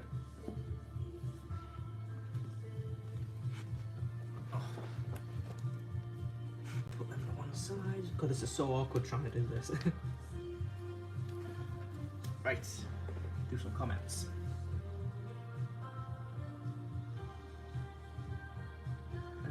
To be honest, I only bought Burnt Offerings because Betty Davis is one of my favourite silver screen actresses, but I'm interested in seeing it anyways.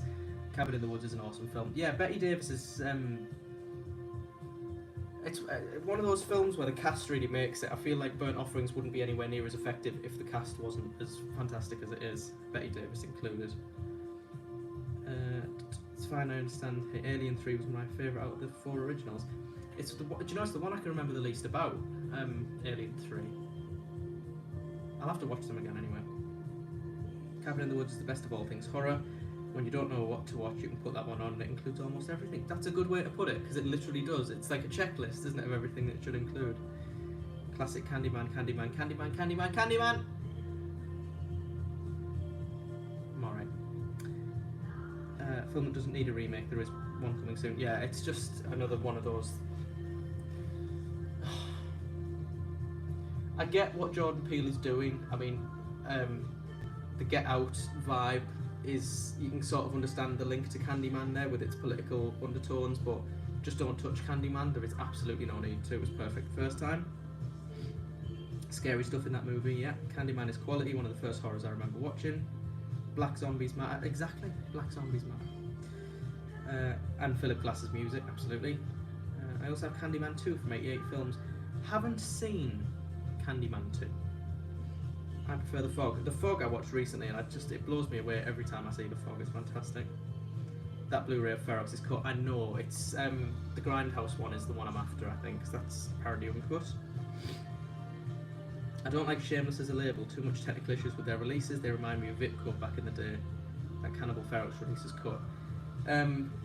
Yeah, I said it earlier when I was talking about All the Colours of the Dark, it's a label that I'm glad exists because I've managed to get a couple of films that I wouldn't have otherwise got, but I will be upgrading at some point, don't worry. Have you got the Sgt. Pepper movie? As much as that is a horror film, I don't actually own that, no. I love collecting the video nasties since 2009, I think because I got the uncut Grindhouse release DVD of Cannibal Ferox. And yeah, it's not for weak hearts or weak stomachs, yeah, especially the, that bit. I have the Grindhouse release and a ton of others. I'm looking to upgrade a couple of my films to Grindhouse because frankly they seem like they're doing some really solid releases. The only one I'm unsure about is Pieces. I don't know whether to go for the Arrow limited edition or whether to go for the Grindhouse. But we're not there yet. I think... Oh, fuck it. I keep thinking of when I'm going to stop. I'll stop at 7 o'clock, which is 50 more minutes, so strap yourselves in, motherfuckers. Right. Next up is Cannibal Terror. Probably the worst cannibal film ever made. Yeah, this was made alongside one called Cannibal Queen, I think, by Jess Franco. He didn't direct this, but I think it was filmed alongside because there's quite a lot of crossover. Very basic. Like, I think a girl gets kidnapped and her parents go into the jungle after her, and there's cannibals. And when I say cannibals, I mean middle-aged, you know, white men with paint on their faces, jumping around with spears, going ooga booga. Yeah, probably not a very acceptable film now, but it's an interesting little slice of exploitation. And it does have a 47-minute documentary on the story of the Eurocine cannibal film cycle, which is a good watch. Probably more interesting than the film. Yeah. This was on the Video Nasties list. Quite why, I don't know, because the only gory bit in the film involves a pig being cut open, and it's not supposed to be a pig, but you can tell it's a pig. It's a pig with jeans on to make it look like a person. Oh god, I fucking hate this next movie. Captivity. Again, this is one I picked up at one of those places that was doing really cheap deals on Blu-rays. It was there, I thought I might as well pick it up. And it's essentially one of those how many horrible things can we do to this poor innocent woman sort of films. Very gory, very unpleasant, very gratuitous. Fine for what it is, but really not something I'm going to watch again. Yeah, not great.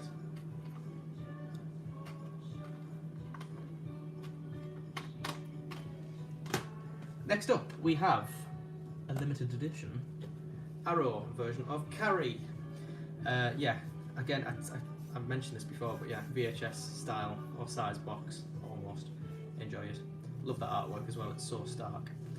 Carrie I'm not going to go into too much because it is one of those films that if you haven't seen it by now, you really need to. Lots of nice special features on there. Comes with the usual booklet and poster. Alternative artwork is there. Oh, I've still got the receipt. Don't need that anymore. Got some lovely postcards as well. And the booklet is hidden somewhere in here. There it is. Yeah, it's another one I haven't read actually. It's a lot of the Arrow limited editions I haven't read yet. But yeah, it's pretty much what you'd expect. Lots of pictures and lots of information. There is a poster, but again I won't get it out just for fear of not being able to put it back in.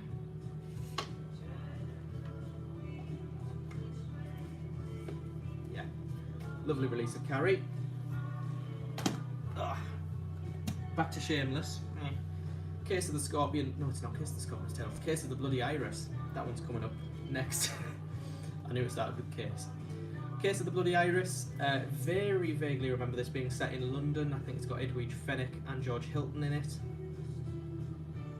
Edwidge Fenwick, as you've never seen her before. Maybe she has clothes on. Yeah, George Hilton as well. I don't remember anything about the plot, I just remember it being fine. As Giallos go, quite middle of the road, nothing too memorable, but enough there to fill the runtime. And again, with it being shameless, it is a little bit naff, but what can you do? Bit of a spoiler for this next one. Case of the Scorpion's Tail, this is Sergio Martino again. I'm trying to think of the... I'm sure he did 5 Jarly. I'm trying to think where this one ranks. It's one of the better ones of his. This and Torso are probably up there with my favourites. Love this artwork. It's some of my favourite Arrow artwork they've ever done. It's so psychedelic and bright. Yeah, it's another Giallo. It's one that my memory doesn't serve me too well. I very vaguely remember it ends up in a cave underwater. And there's a couple of grisly scenes in it, I've just remembered. Yeah, another booklet there. I think the Scorpion's Tail thing has to do with a brooch or something that's left behind as a piece of evidence. That's a bit where someone gets a glass bottle in the eye. That's the bit I just remembered. And then the alternative artwork. There's probably been some I've already shown off that had alternative artwork, but I've missed them. La Coda della Scorpion. And next up we've got 2 lovely indicator box sets. The first of which is William Castle at Columbia Volume 1. The second of which, no prizes for guessing, is Volume 2. Yeah, William Castle is best known for his... I mean, he did a couple of films with Vincent Price. Quite gimmicky, a lot of his films. I mean, I think all of the films in this set had gimmicks to go alongside them. But these, yeah, it's a lovely collection from Indicator of the films he made at Columbia. This is number 2945 of 6,000. It's not a terrible number. Are we even surprised anymore that this has special features coming out of its arse? And the 4 films that are in here, there is The Tingler, which had Perceptor. Yes. There is 13 Ghosts, which had Illusionor. Yeah. Homicidal, which had The Fright Break. And Mr. Sardonicus, which had The Punishment Pole. That's all the gimmicks. Tingler is probably the first time any actor is seen having an LSD trip on screen. It's about a parasite that grows in the spine that causes fear or something, and the only way to release the fear to stop the parasite killing you is to scream. And that was the whole thing of, you know, oh my god, it's loose in the theatre, everybody scream. Classic. 13 Ghosts, not the Matthew Lillard remake, this is the original one. Had the ghost viewer, so you could choose whether or not to see the ghost with your little ghost viewer. A bit more comedy than I was expecting, the 13 Ghosts, because the rest of the ones in this set are actually relatively serious. Homicidal is Castle's take on Psycho. I say take on, it's, I don't want to say rip off. Lovely. Voice is going, bear with. Oh, God. Might have to stop this soon. I have to go to work tomorrow. Mr. Sardonicus has, what's the actor's name in it? He was in a couple of Hammer films. See what it says on the back. No, it doesn't look like it does. Played a good part though. This is about Mr. Sardonicus, who has a grimace on his face. It's very Man Who Laughs kind of vibes. And he brings in a doctor to try and treat it, although it turns out Mr. Sardonicus is a bit of a bastard, to say the least. That's not Mr. Sardonicus, that's his slave, I believe. Yeah, enjoyed that one. The mask as well that Mr. Sardonicus wears, I don't know if you'll be able to see on that disc. Genuinely very creepy. It's sort of eyes without a face, featureless mask. Very effective. Where am I going with this? Put all these back in here.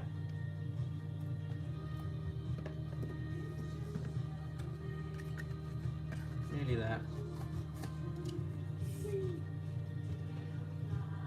I've just missed a comment. I will be back with you in a second after I've shown volume 2 off. So yeah, just again the same 4 more films. This is number 639 of 6,000, so that's quite a decent number. Special features. This set I was a little bit less enthusiastic to get because it's not as horror focused, but nevertheless still some fun films.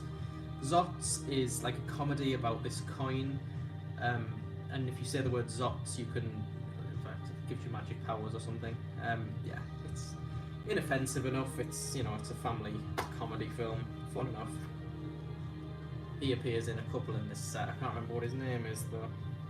Tom something. Tom Poston, that's his name. Next up is 13 Frightened Girls. That would suggest it's a horror film. It kind of isn't. It's a little bit like a family spy thriller almost, with this group of school kids.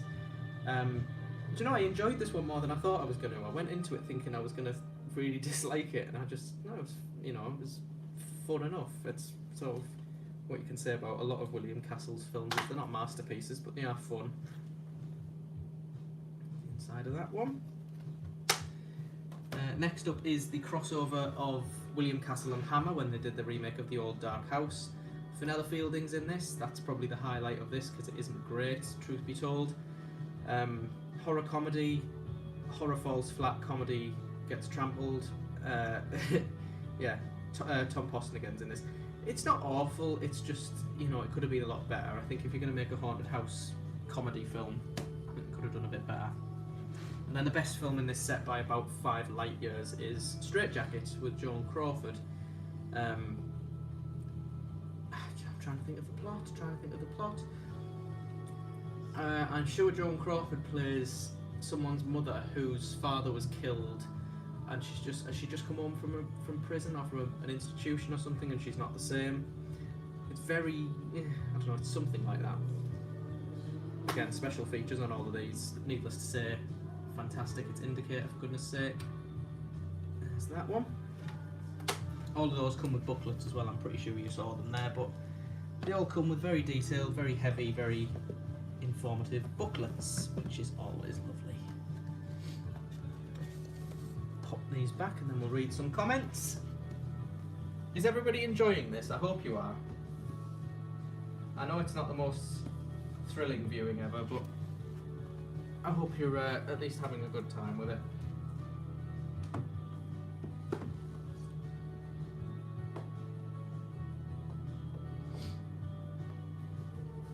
I might try and finish the second line.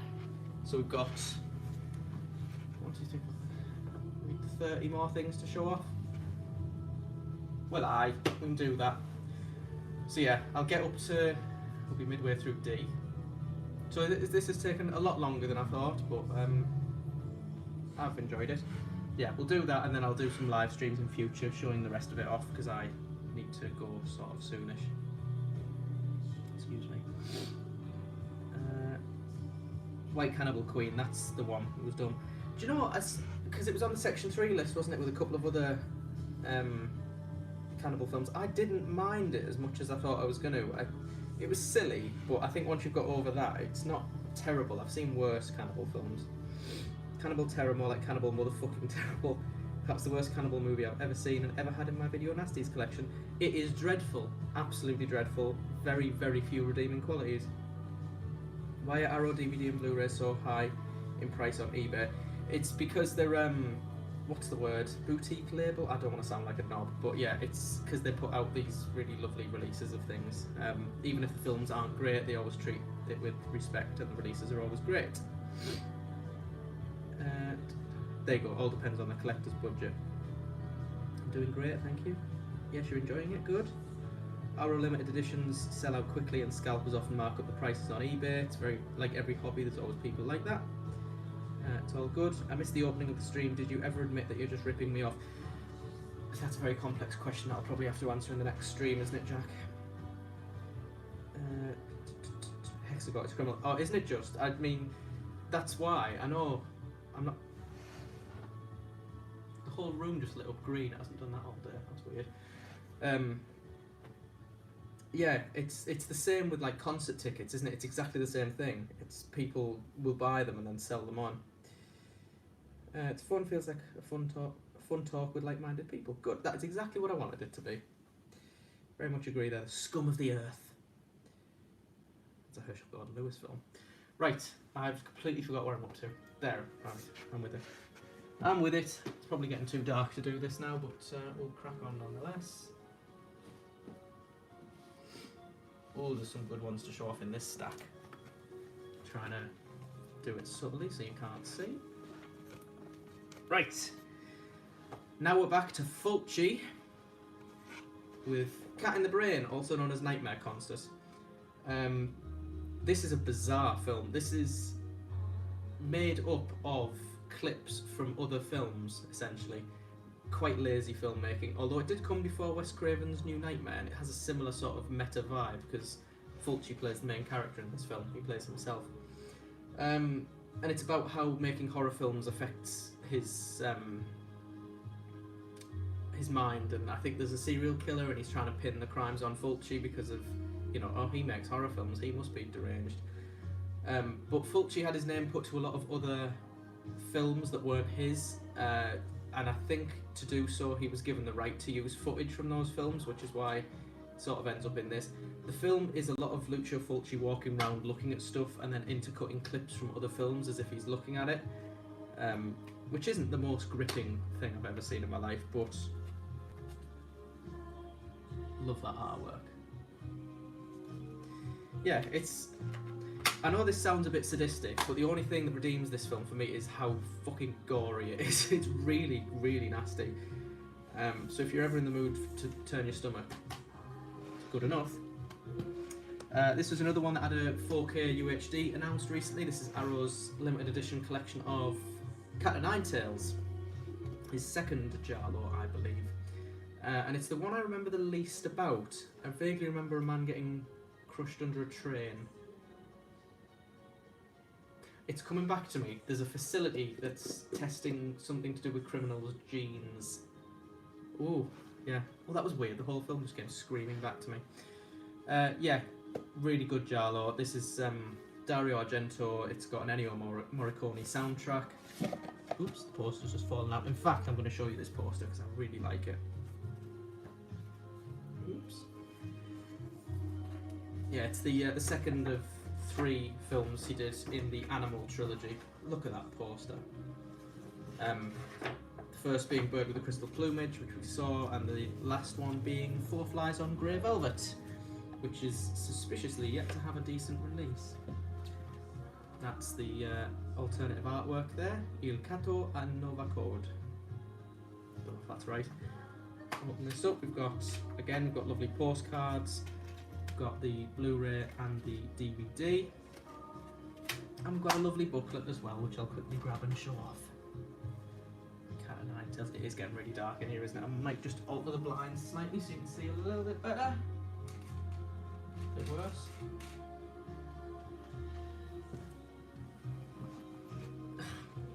God's sake.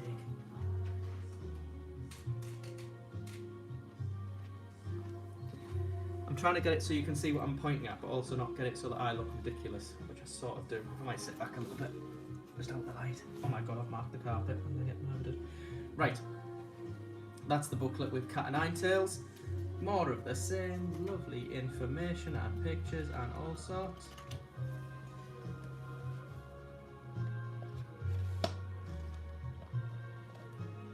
Ugh. That one. And then we have a very recent addition to my collection. It's another limited edition, but this time it's Second Sight with The Changeling. Now this I thought was out of print, but then all of a sudden HMV was selling it for like 20 odd quid, so I thought, going for that. I've seen this twice. The first time I was underwhelmed. The second time I really, really, really, really liked it. Very, very classic feeling ghost story, starring George C. Scott, who moves into a house to write music, I believe, but then slowly uncovers that there's things in the house. And I've just realised, I know this won't make any sense if you haven't seen the film, but the ball that's there, that ball that comes, yeah, didn't notice that. These limited editions are similar to the Arrow ones in that you get the poster and you get a booklet. There's the original artwork for The Changeling. That is the Blu-ray, and that is the CD soundtrack. That's not a DVD, that's a CD soundtrack. And it's got a lovely soundtrack as well, The Changeling. And then we have the booklet. I don't know why I keep showing this off, because you can't read it and all I ever say is more of the same, information and pictures. But it's Booklet is. Very nice set though. Did have the standard edition, but who can fall off for 20 something quid? Lovely. We've got another found footage film now. This is Chernobyl Diaries. Just realised as well I haven't got any socks on, so that's kinky. I had this weird obsession with Chernobyl back when I was younger. I don't know why, I still sort of do the whole elephant's foot, completely abandoned theme park thing. I just really like it. This film captures it quite well, I think. It's not treading any new ground, but it is fun and quite scary for what it is, I think, Chernobyl Diaries. Shot in Chernobyl as well, I believe. That's upside down. There we go. Interesting one next. The next one I've often seen described as the worst film that Arrow have ever released. And I quite liked it. This is The Chill Factor. This is from 1989, yeah. And it's like a supernatural slasher film set in the snow. And I don't know if... I find a lot of the time my expectations going into a film colour my overall feeling of the film. Like if I go into it thinking it's going to be dreadful, I'll often come out thinking it was alright. And if I go in thinking it's going to be amazing, I'll often be disappointed. This is, I think this must be a case of that, because it's by no means a great film, but I did at the end of it think, you know what, it probably doesn't deserve all the hate it gets. Just a standard edition, this I believe. Comes with a nice booklet though, and a postcard for Inglourious Bastards again. I won't do the thing with the booklet. And then, yeah, sorry, the alternative artwork. Just when you thought it was safe to go back on the slopes. Classic. I'm just gonna change the light because I'm aware that the contrast is being thrown off quite a lot. If you bear with me 1 second.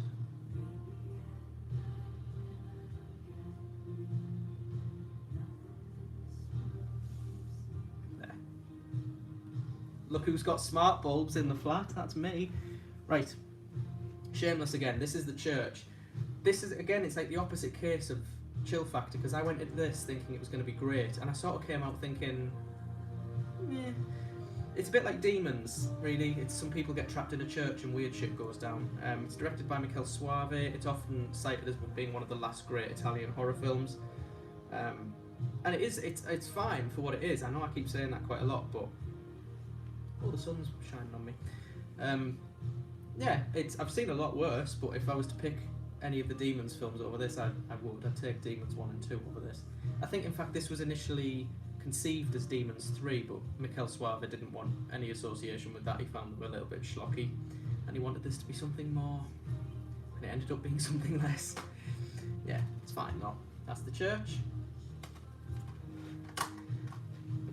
And then we have City of the Dead, not City of the Living Dead, no, City of the Dead.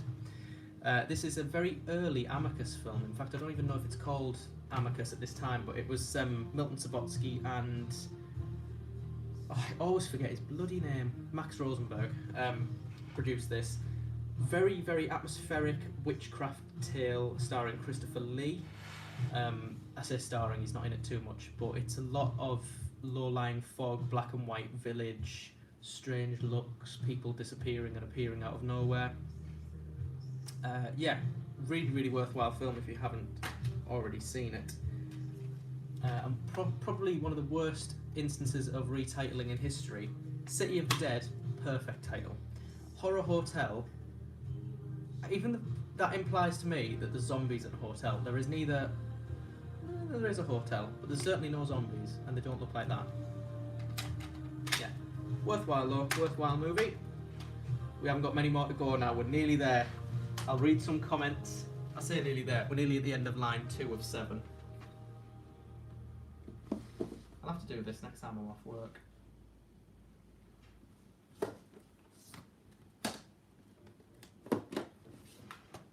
Right, we've got this stack and then we've got another stack and then we're done, I promise. Quickly flip this over so I'm going the right way. I'm going to quickly read some comments that we've missed out on. I buy from scalpers sometimes when it's easier. Yeah, I know this is a really bad attitude to have, but I often don't care where my money's going if it's reasonably priced. I'll pay it. Banned in the UK for a while. What film was that about? Cat in the Brain. Cat in the Brain, yeah. Shameless did 4 Flies, but they bodged the English sound audio track, which has an audio peak, which could damage your audio equipment. It's when the accident happens near the end. Do you know, I thought that. I owned 4 Flies on Grey Velvet, and I remember really having to thingy the volume down at the end, and it sort of ruined the ending for me because I was too worried about my speakers. Thank you for mentioning that. There is a decent Blu-ray release from Germany of 4 Flies. I haven't heard of that. I'll have that. I'll have a look into that. I have that Shameless release. Should I be worried about playing it on normal equipment? I wasn't, but then again, I had no idea. Could pop your TV speaker if you play it loud. If you want to check it for yourself, make sure you lower the volume. Yes. Never did a replacement program. They're shameless indeed. The Church initially started as Demons 3, but Suave made it something else. I tend to like a lot of films of all genres that people say are crap. I tend to really enjoy them, but horror, though, is one of those where fans love it even if it's lower quality. 100%, I love that. Because even bad horror films have at least something to recommend them, whereas something like comedy, if comedy falls flat, it's really cringy. Demons is good. Lucio was to collaborate on it but died. Collaborate on what? I know, wasn't he going to make a film called The Wax Mask? And then he died. Not sure. If you let me know what film you're talking about there. I'm tired, sorry. I'm quite tired as well now. This is taking it out of me. The Demons films are amazing. Get those. I already have them. But they'll be in the next stream because I've just seen where they are. Wasn't that for Wax Mask, the collaboration with Fulci? Yeah, yeah, Wax Mask. I thought so, because I was thinking Daughter Silence, but isn't that's his last film that he actually completed? Then there was also Wax Mask, which obviously he never did. Right, I'm going to close this door over because the sun is doing my tits in. Should look a bit nicer now. Sort of. Right. Fulci fans, get ready. This is it. This is the one. City of the Living Dead. This film, I'm so fucking glad I own this now because I started with the first Arrow Blu-ray. Then they released the normal one, which I then got, and then they released this, which I then got. So it's my third time lucky on this. I finally have a good copy of City of the Living Dead. Really, it's probably the film of Fulci's that I would point to, maybe alongside The Beyond and House by the Cemetery, where I'd say that it dips into style over substance, where the plot is really irrelevant and it's mainly just an excuse to get from one set piece to another. It doesn't make a whole lot of sense, but there's drills going through heads, there's guts coming out of people's mouths, there's a lot of that sort of thing. Really good soundtrack as well from Fabio Frizzi, starring Christopher George and Catriona McCall. My memory is incredible. Yeah, open this up quickly. Adore this original artwork just before we go anywhere, and I adore that artwork as well because that's grisly as fuck. That reminds me of like a heavy metal album cover. Love it. There is that. There is obviously the poster, and then this is one of the biggest books that Arrow have done as well. I think this is about 50 odd pages. Lovely stuff. Quickly open this up as well because we get more postcards in it.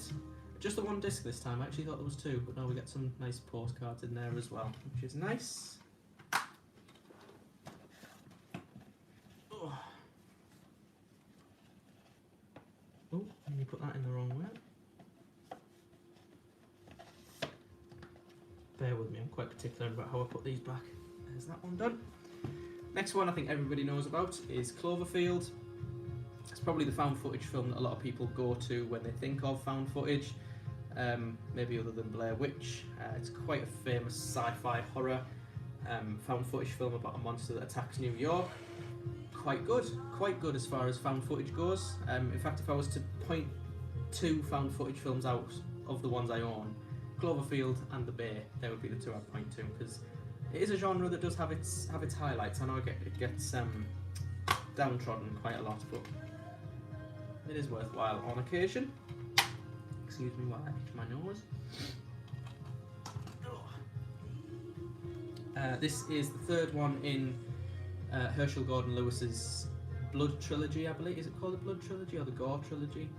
I don't know. because there's 2000 Maniacs after Blood Feast, then there's Colour Me Blood Red, about an artist who apparently needs a certain shade of red in his pictures, and the only way he can do it is to get blood from people as opposed to going to B&Q and colour matching. It's a film that could only be made before B&Q. Schlock. Yeah, this is another one that's in the Herschel Gordon Lewis box set. Not a film I'm particularly excited about, but it's Herschel Gordon Lewis. If you're a fan of horror, you have to at least respect him for some things, even if his films aren't always the best. What the fuck is this? Oh, The Conjuring. It's people who made Saw making a ghost story based on Ed and Lorraine Warren. It's very much what you think it is. It's jump scare, ghosty sort of horror. I've seen a lot worse. I've also seen a lot better. Get in there. And then we have Contagion, which is particularly relevant at present. I remember going to the cinema to see this and being quite impressed by it. It's got a fantastic cast. Tells quite a gripping story about the effects of, but also the biology behind a virus outbreak. And I remember being quite impressed at the time because I believe this has a hospital scene where someone's skin gets pulled down over their own face, and I was in the cinema going, oh, this is the first time I've seen anything like this. Yeah, quite nasty in places, but yeah, interesting little film. If we're talking about Alien rip-offs, this is probably the one that's most blatant, apart from Alien 2. This is Contamination, featuring Ian McCulloch of Zombie Holocaust and Zombie Flesh Eaters. Also features a soundtrack by Goblin. It's not one of the best, but it is a good one. This is about aliens who are spreading eggs. Something about a coffee company in South America, and they're shipping eggs out all over the place, and the eggs explode and they make people explode, and then I don't really know what the point of that is, but yeah, it's good. Has an effective jump scare at the start, which always gets me. Cool disc design on this one. This is very much in the genre of not great, but if you're in the mood for something a little bit silly, then it will more than suffice. This is, again, I think was on the Video Nasties list. And it's a little bit nasty. I remember there's a few body explosion scenes in this which aren't particularly pleasant, but yeah, that's... I need to watch this again because I do enjoy it. That's Contamination. Then we have the remake of The Crazies, which is fine as remakes go. I know there's a lot worse out there than this. Focuses a little bit more on the action rather than... there's focus on the characters in this as well, but it's more action focused than Romero's was, but given that this was released relatively recently, I think that's a given. Still tells a very good story. Same story as the original. Enjoyable film. Next up we have a very gay film. Cruising by, I was going to say by Al Pacino, it's not, it's by William Friedkin, starring Al Pacino. Yeah, William Friedkin of French Connection and The Exorcist fame. Focusing this gritty crime thriller in New York on a serial killer who is targeting gay men. So Al Pacino goes undercover in these gay clubs to try and figure out who's doing it. It's typical Friedkin. It's a little bit edgy, it's quite nasty, mean-spirited. It's very controversial when it came out about its depictions of gay people. I don't really care. I think it's a good film. Only watched it recently as well, but really enjoyed it. So yeah, this probably has a special release as well, but this is the one I've got. Oops. Next up we have another Arrow limited edition. This is Creepshow 2. Now they released two versions of this, didn't they? There was the purple one and the blue one, and I think you only got the blue one if you ordered directly from Arrow Online, I want to say, because I did order directly from Arrow Online. Yeah, really cool cover on this one. It's got a weird texture to it. It's sort of like plastic feeling, in a nice way. It's not cheap, and it's reflective. Yeah, Creepshow is an anthology series, if you weren't aware. It's masterminded by George Romero and Stephen King. First one's better than the second one, but the second one's still pretty good. In particular, The Raft and the last story, is it called The Hitchhiker? I think. Yeah, there is also this story called Pinfall, which was originally going to be involved in the film, but never made it in for whatever reason. So, instead of a booklet, they have instead included a comic strip of the story that would have made it into the film, which is really nice. I'm not massively into comic books, but I'll probably give this a go at some point, especially given that it was based on the sort of DC comics of the 50s and their lurid, horrible tales. Get in there, and there is a little booklet in there as well. There's that. Oh, right.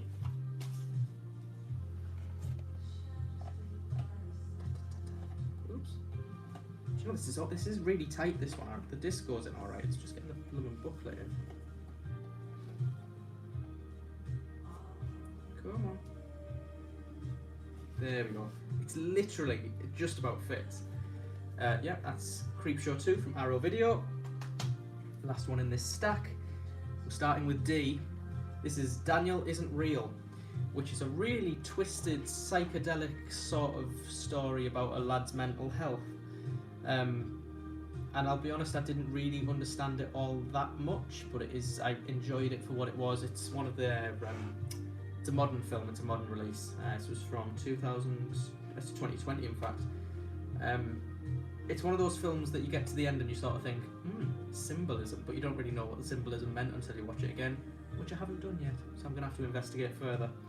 But I do like this sort of thing. I like sort of twisted, psychological, sort of slightly weird, you know, special effects driven sort of films. Yeah, really bizarre. Really enjoyed it though. We're nearly there. Oh my god, we're nearly there. We've got a quarter of an hour to get through this last stack. I'll read some comments and then we'll get going.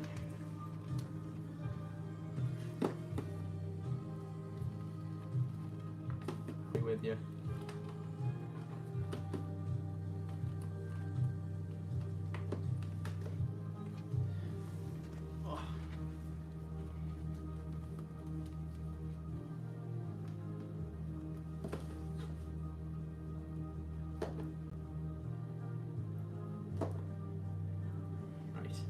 Probably going to see what this next one is. Oh no, what a nightmare. Right. And then we've got these ones. Then we're all through with that. So, the next one up will be seen after I sort the comments out. We've been going for 137 minutes. If you don't edit these streams together and make a 20-hour long video of your actual entire collection, I'll be mildly disappointed.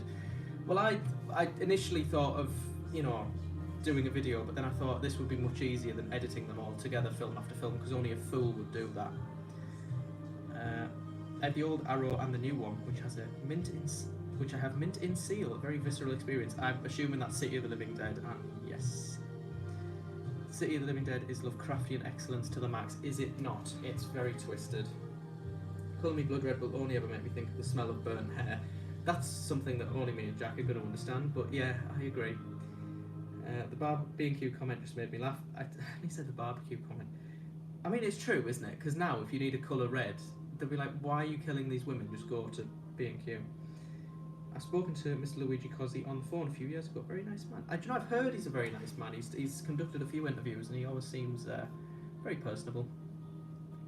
An absolute classic series of highlights. Also very Lovecraftian in feel, veering into surrealism and lots of gore. I can rewatch it without ever getting bored. Trying to figure out what film that's in reference to. Maybe City of the Living Dead still? Next, go check out my latest collection video. I have a Fulci film section with a shitload of his movies. I have an issue with Arrow's release of Creepshow 2. The aspect ratio shows too much at the sides, showing equipment and edges you shouldn't be seeing. 88 Films release was the better one, I'm afraid. Do you know, that's really interesting information. I haven't actually watched that Arrow one yet, so I'll have to have a look. Missed out on Arrow's limited edition of Creepshow 2. If I find a copy cheap, I'll grab it. My Dawn already, as I stated earlier, I bought more vanilla earlier today. Is it essentially the same thing, just without the books? Because that's my understanding. My copies of Wish Upon and Pink Flamingo showed up today, so my collection video is already out of date. Mine isn't going to be out of date until June, when my next Hammer box set arrives. Unless I buy something in the meantime. Depends on the budget. Killing might just have been cheaper than being cute. This is true. How are you and how's life? I'm very good, thank you, James. I hope things are going well there, apart from I've got a sore throat. Yeah, more simple release. Right, here we go. We're on the home straight. The sun is going down. Right, second sight, Dawn of the Dead, big motherfucker. Thick queen, as they say. This is a prized possession of mine. It's up there with Bloody Terror as my favourite of my box sets. Some of, anyway. As I said, I'd done a video on this box set, so I probably won't go into it in too much detail, but I always felt like this was going to get a good release. And the second sight did it, and they've absolutely knocked it out of the park. This isn't the 4K UHD one, this is just the standard Blu-ray, but as I said earlier, I'm not massively bothered about that. Get the dust off the top. Open her up. Oh, that sounded creepy. We get a disc of special features. We get the US theatrical cut. We get the Argento cut. We get the extended cans cut, which is my favourite of the cuts because it shows more. Then we get CD soundtrack. One is Goblin. The other two are the DeWolf library tracks, which were used in the film. As far as I'm aware, it's the most complete collection of the soundtrack that we'll ever get. We also get a hardback book called Dissecting the Dead. This is a book. This is 160 pages, and it is just absolutely jam-packed with information, and it was such a fantastic read. Also has a lot of behind-the-scenes stuff in the middle, which hasn't really been seen before, which is fantastic. And that's us done. I'm joking. We get a paperback copy of the novel. I enjoyed the novel, but it felt like it ended too quickly, which, I mean, the film sort of does as well, almost. It's like you're 10 pages from the end thinking, when is this going to wrap up? And then it just wraps up and ends, so yeah. I enjoyed it though. That's the paperback novel. And then finally, in this glorious, glorious set, we get some picture postcards. So we've got Stephen, we've got Hare Krishna, we've got whatever that one's called, Airfield, and we've got the nurse. Nothing on the other side, just little picture postcards there. That's quite nice. But this is a set that I was so excited when it was, because it had been announced for ages before it was released, but when the pre-orders went up, I thought, fuck it, and I ordered that straight away. 70 quid, I believe, but for the quality of the set, it's more than worth it in my opinion. Lovely stuff, very bulky, very heavy. Never need to touch that again. Sequel, Day of the Dead. This is from Umbrella Entertainment, recommended to me by Jack Holman, this release. Again, great film. I really can't decide between the Dead trilogy which is my favourite. It seems to change every time I think about it. Equally fantastic as the other two, I think. Lots of lovely special features on this one. We get 2 discs, we get a Blu-ray and we get a DVD. Whee! And then there's like, that comic book style reminds me of the Telltale Walking Dead games. But yeah, that's a lovely release of that. It's quite a nasty film. If you haven't seen it, it's probably the goriest and gutsiest of the George Romero zombie films, but very worthwhile. Then we have the BBC release of The Day of the Triffids, which is the television series. Vaguely, I say vaguely, very, very obviously based on the film, and was it a novel at first? Didn't realise how much of a rip-off 28 Days Later was to this, because it's essentially the same thing, but there's plants in this and not zombies. Yeah, it's long because it was a short series on TV. It's a good few hours. Really worthwhile though. It's really, really creepy, really effective. Cool slipcover. And it was featured on Channel 4's Greatest 100 Scary Moments list, because it does have some genuinely quite effective moments in it. Oh, I hate putting slipcovers back on because it always makes a funny noise. There we go. There's that one. Really worth picking up as well, this. I was quite excited to see this because this was the first time I'd seen it. Right, we've got 1, 2, 3, 4, 5 films left. For fuck's sake, this is ridiculous. I thought I'd get through this in an hour, and we're 2.5 hours in and I've just finished 2 bloody boxes of it. Deadly Manor from Arrow. This is from director, what's his name? Jose Ramon Larraz, who also did Edge of the Axe and Vampires. This, God, generic slasher film, basically. It's a masked person going around killing these teenagers at this house where they're staying, but there's obviously a reason. I believe she has a burnt face. I genuinely can't remember much about this. I remember thinking it was fine. Oh, that's creepy. Yeah, alternative artwork, I'm assuming, is behind there. Yeah. But yeah, it's another one that a lot of people have slagged off as being quite a bad release. Not in terms of transfer and things, just in terms of the film itself. But I thought it was perfectly acceptable, but I might just have very low standards when it comes to slasher films. I liked it. Oh, interesting one. This is Studio Canal's Vintage Classics release of the 1945 anthology film Dead of Night. As far as I'm aware, this is the first of the horror anthology films and features one of the scariest stories in the form of this final story with the ventriloquist doll. Yeah, so it's one of those where there's various stories throughout the film that are being relayed through a sort of linking narrative. Very Amicus, but done about 30 years before they did that. Yeah, really, really great film. All of the stories are good, particularly, as I say, this final story, which features the ventriloquist doll, very creepy, and there's a girl in this who later went on to play Truly Scrumptious in Chitty Chitty Bang Bang. There you go. I think she's in the story of the children's party. If you've seen it, that will make sense. And there was also a scene in this which inspired the walking into the lake part of Last House on the Left. There you go. Really worthwhile if you're into your anthology films, because it's a classic. Right, very polarising. We've got 3 left and they're all Jarly. This next film is very polarising. It's often described as the strangest Giallo ever made. Lots of people really hate it. I really liked it. It is Death Laid an Egg by, is it Giulio Questi? His name is? Yes. This is a really, really strange film. It was late 60s. It's about people who work at a chicken farm and they're looking into how to cut down manual labour by... Bear with me. It's really strange.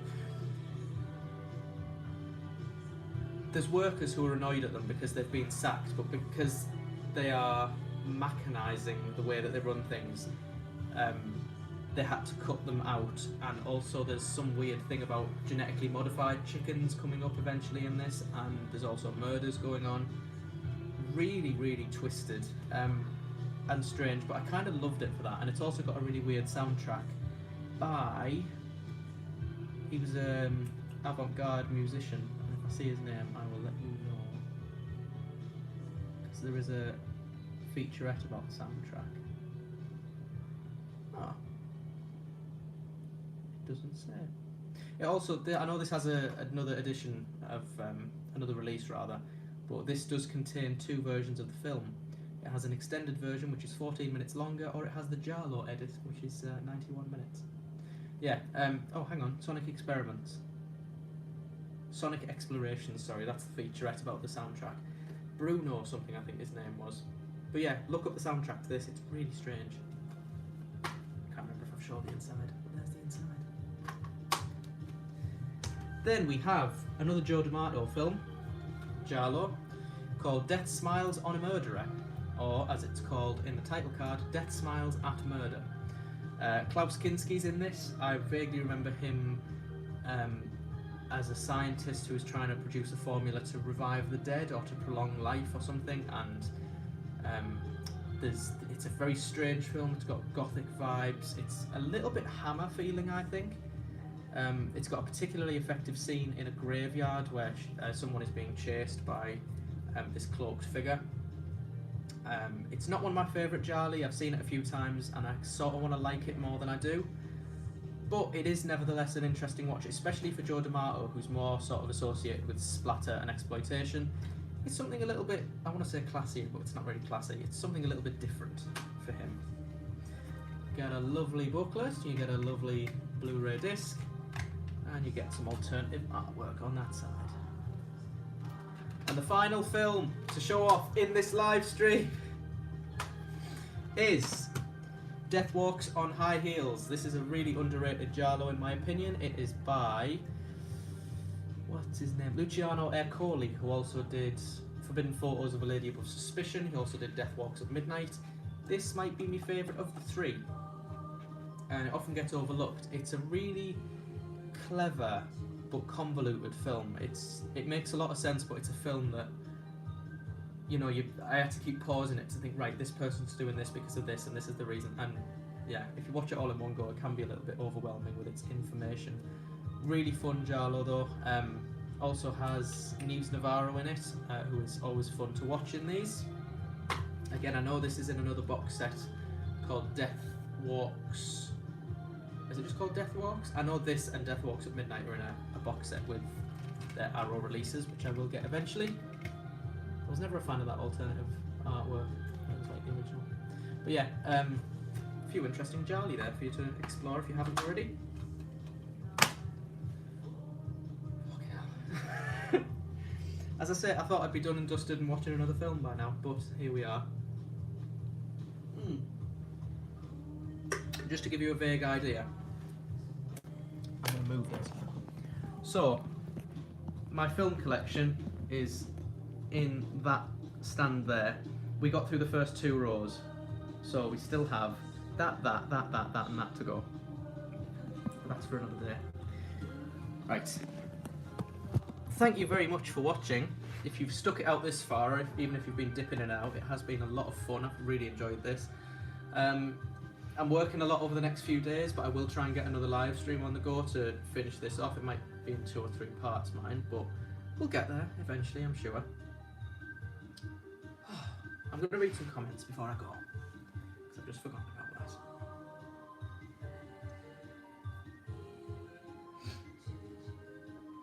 that. 4K UHD discs are really worth it. They're the closest thing to seeing most of these films, like watching them in the cinema.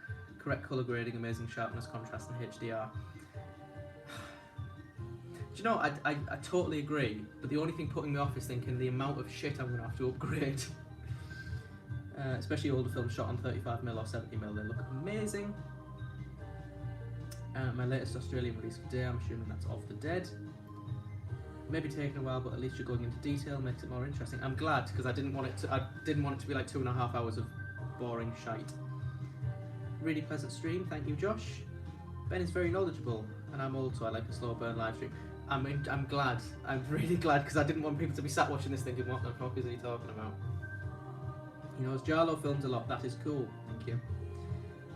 Well, that's your whole collection, much smaller than I thought. Yeah, well, I was going to make a really childish joke there, but I won't. Gialli are really getting lots of much deserved love as of late. There's still tons more that are stuck on VHS without having a release on DVD or Blu-ray. I mean, Vinegar Syndrome have been seeing to that recently. I don't know whether they've stopped at Forgotten Gialli Volume 3, but we'll get there in the next video, hopefully. Troy Howarth did 3 very cool books on Gialli, very highly recommended. Thank you. So Deadly, So Perverse. I do own that somewhere. I think that's in the Lindsay Baker box set. Take care, Ben. Looking forward to another stream. Thank you very much, Josh. Oh my god, the music stopped. Perfect timing. Lovely. Right. Thank you all very much, as I said, for watching. Jesus Christ, we're at 153 minutes. I did not expect this to take this long. As I say, when I know when I'm next off work, I'll schedule another stream and we'll get through another good chunk of it. Thank you very much for watching. I hope you've all enjoyed. Feel free to leave some comments if you're watching this afterwards. I'm going to go and put all these back now. Thank you very much. See you later. Oh my god, how do I end this stream?